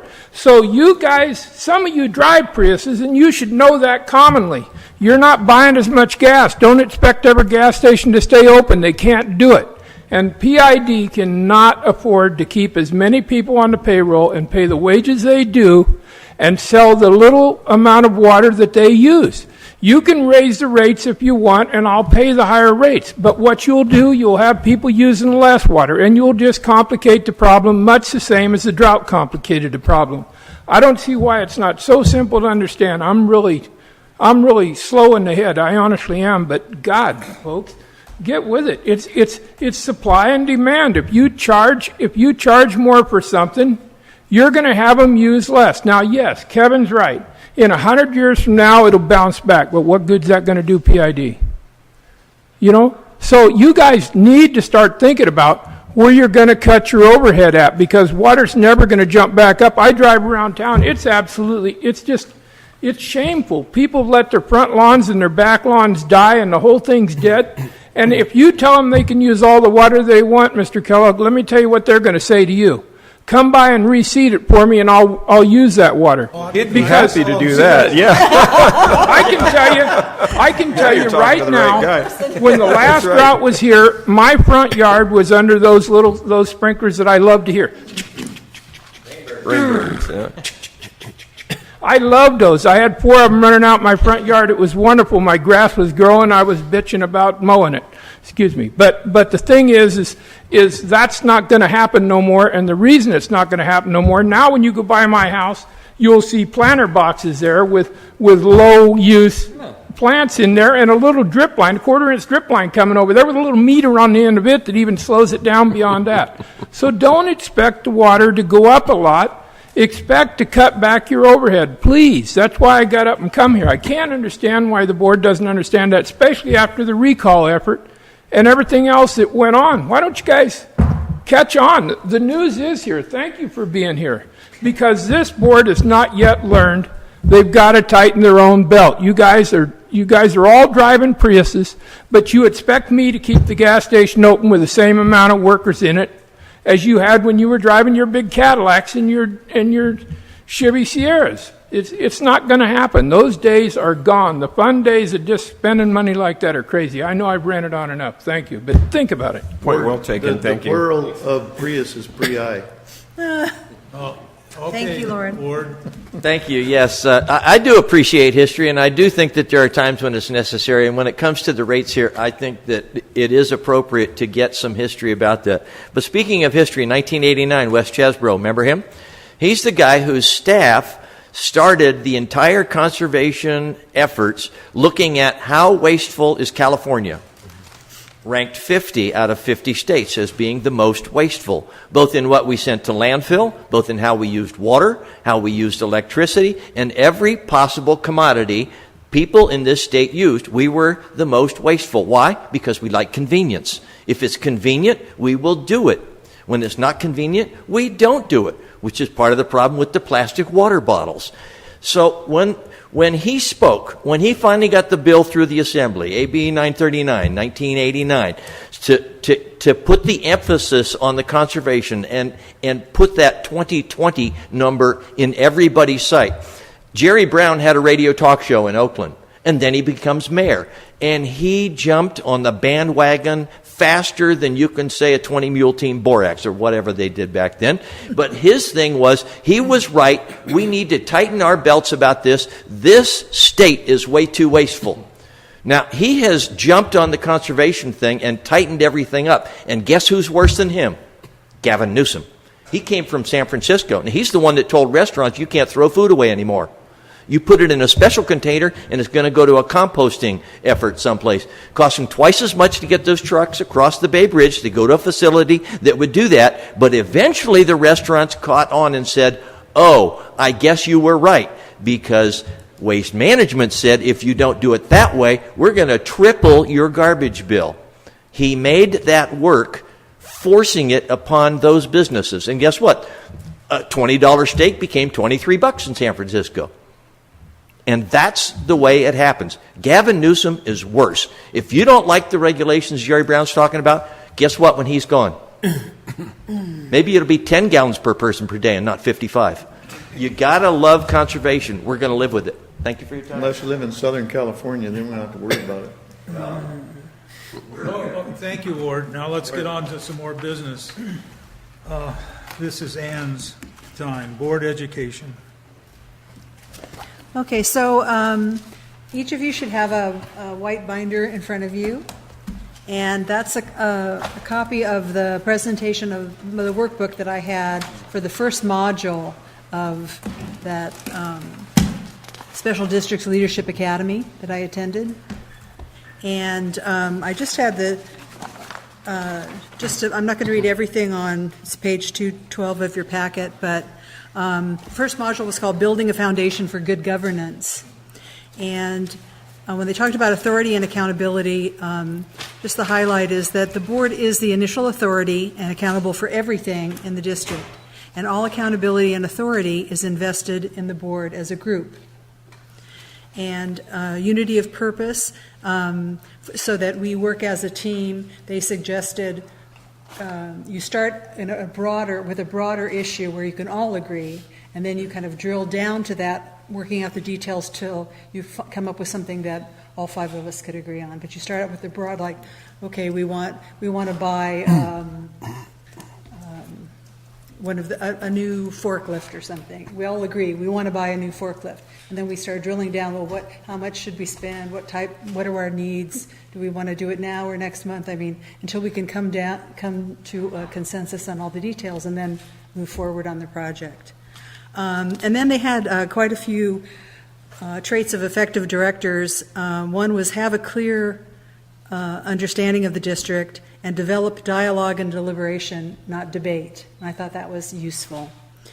And then went through the responsibilities, and one of the other things that struck me was consider your legacy. And this is something I didn't even think of ever, about what is your personal legacy as a board member? What do you want to leave behind? And what things do you need to do to make that happen? And so there's a lot of information in here. There's a lot of work questionnaires and little work things to go through, a lot of graphics to look at. And I included one of them that kind of summarized, this is the page 213. And it was about trust, teamwork, and then responsibilities. And it gave really kind of a sum of what that first module looked like.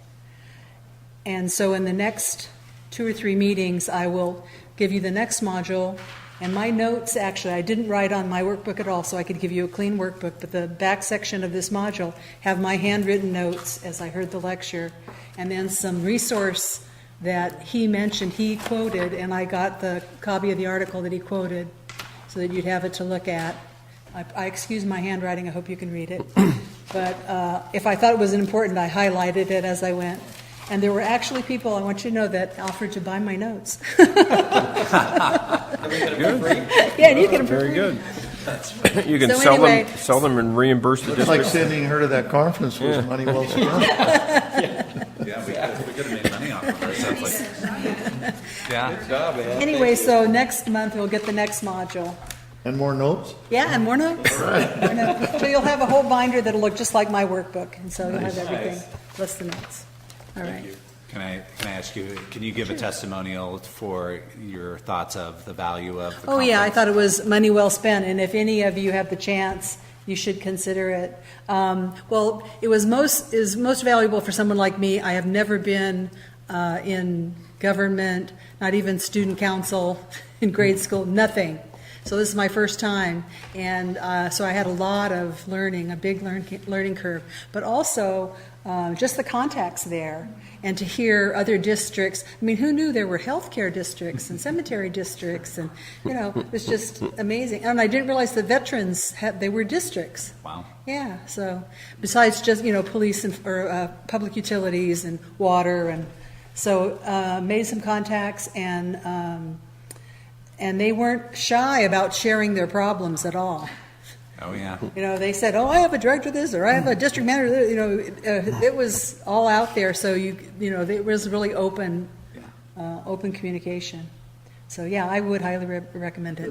What is it, up to $3,000 a year or something that the board members can go on, like what Ann just did, and the board approves it now? It's approved through the budget process. It's kind of like it was, and it's up to you guys, really. It's kind of a loose kind of thing that the board took 15,000, split it between five all board members, and it was try to encourage them to get out and to get some of these conferences and to go to these conferences without a lot of, heartache about the cost associated with it. How many people were at this training class? I'd say there was at least 100.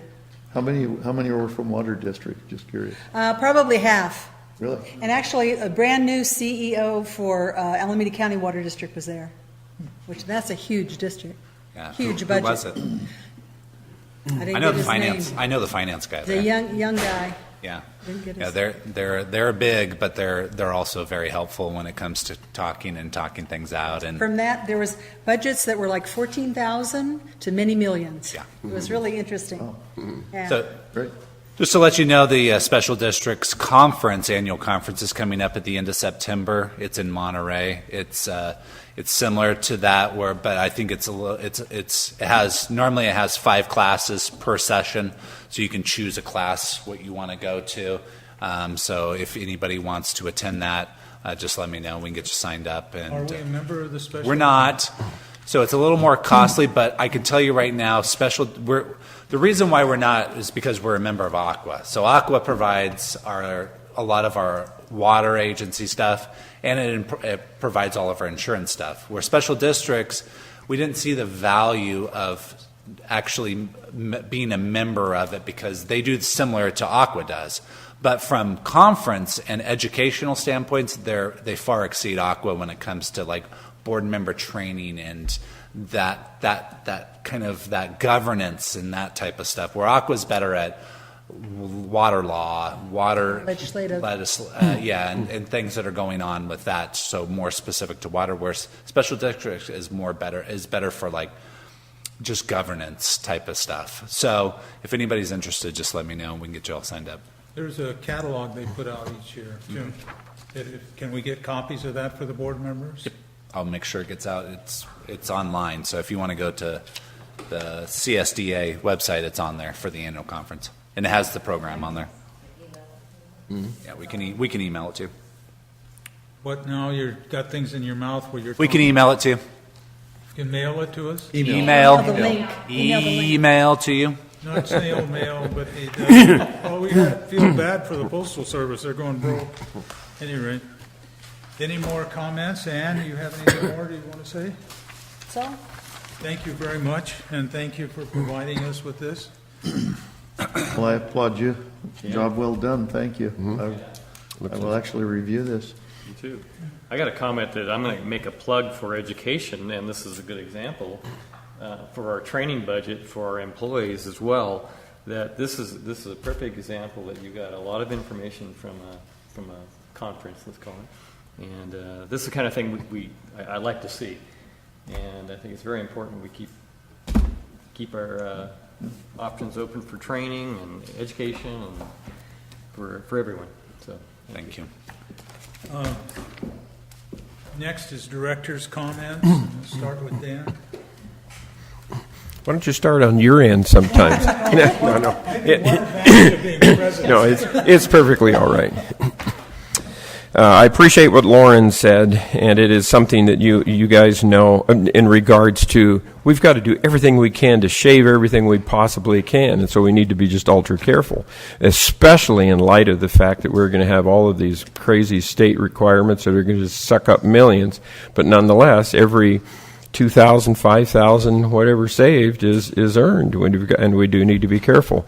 And I did talk to one of the last meetings that I had with Kevin. I said that one of the items that I ran on, so to speak, was that we really should, as a district, I think, be always, from now on, unless we're absolutely destitute for some unforeseen reason, we need to be putting pipe, be replacing pipe always. It just needs to be, as far as I'm concerned, always on the agenda. We need to have a crew doing whatever.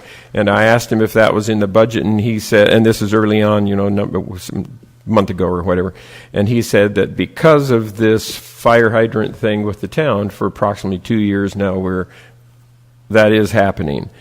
But we do need to be looking at subsequent budgets once we run out of these Paradise Fire Department mutual agreement things and line replacement. We need to be working into the budgets that we, at least this is my thought, that we always designate whatever it takes, 5 crew of 7, whatever, to be going 360, well, not 365, but year-round pipe replacement.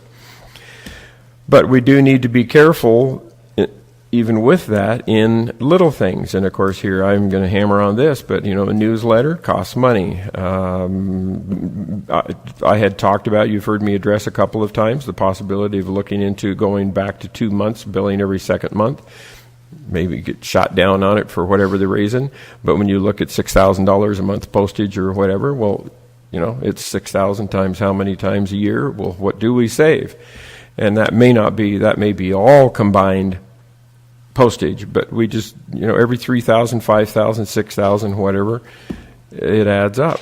So we just need to be careful. And I don't know, but maybe we do need to be looking at, in light of what Lauren said, he's gone.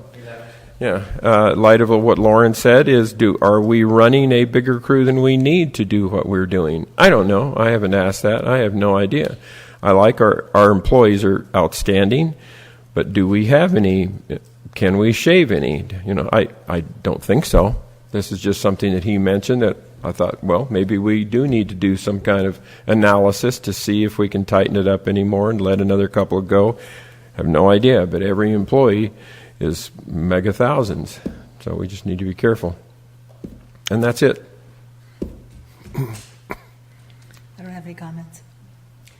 Yeah, I just want to thank for the budget workshop. I thought that went really well, and just hearing everybody's ideas and kind of getting together, and I'd like to see that more of that in the future. That was great. So appreciate you putting that together. So thank you. I did review the budget in detail, and I think that we probably don't have excessive employees and we don't have excessive expenses. I think that we've done a pretty darn good job of cutting our expenses to the point where if we cut them anymore, we're going to be sacrificing good quality workers and proper equipment to get the job done properly. And I think the biggest mistake that I see businesses do when they're in a crunch is to start cutting back on everything, cutting back on advertising, cutting back on employees, when they should be trying twice as hard to market their product, whatever it is, and get more revenue coming in, because it's a downhill spiral and the results are never good. And so I look at it from a business standpoint. We're doing a good job of keeping our expenses in line.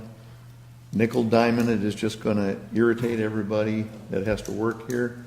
Telling somebody they can't have a new pair of gloves when they need it because it costs too much money, or drive on that truck because those tires don't need to be replaced quite yet. Those types of ways of cutting expenses are going to tie their hands, and we're not going to get the good quality that we're looking for. Right now you're saying all the people around town say how great our service is. Well, imagine how ungreat it will be if we lay half of those workers off that are given that good service. What we need to do is figure out how to increase our revenue. You note that I didn't say we needed to.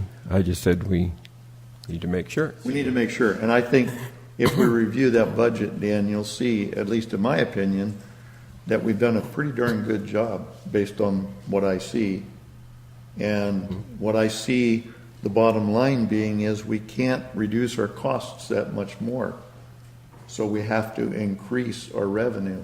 And we can't increase our revenue by doing what Lauren was mistakenly saying we were doing, was charging more money. We need to charge less money so that they'll use more water so that we end up actually generating more revenue. I think Cliff's right about the revenue into the stream. I'm also, I don't know, been here too long, but I know there's things we can change that will give us some savings. And what I would propose has been just something I'm sitting on, because I want the board to get experienced enough with what we're doing to have a good feel about things. And it's every month I watch you just progress a little farther, just a better understanding of what we're doing. So, but I do have opinions that this place can be run more effectively, and labor costs can come down. It's 80% of the cost of doing business here. I'm not saying we get rid of jobs. We may just be another way, but I'm not going to be specific about it until we have a closed session as a board and we sit down and talk about things in a closed session where we can kick it around, and I think that's several months away. We do need to right now raise our income, letting our community know that it's all right to use water, and that we're not going to go around and fine them if they use a pressure washer on their driveway. So, at any rate, which I don't think many people do in this town, most of them don't have a concrete driveway. The main thing tonight to me is that we need to get our people thinking about that they can use more water.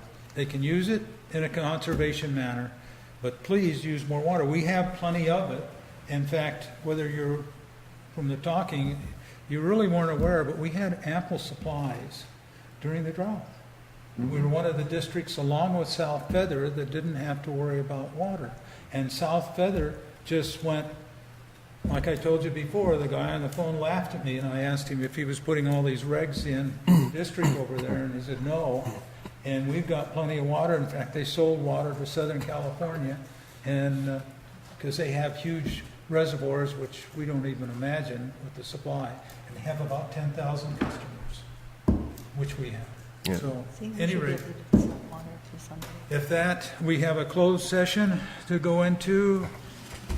Conference with labor negotiator, Government Code Section 54957.6, and it's about IBEW, local and district representative, and Emily Memo is in charge.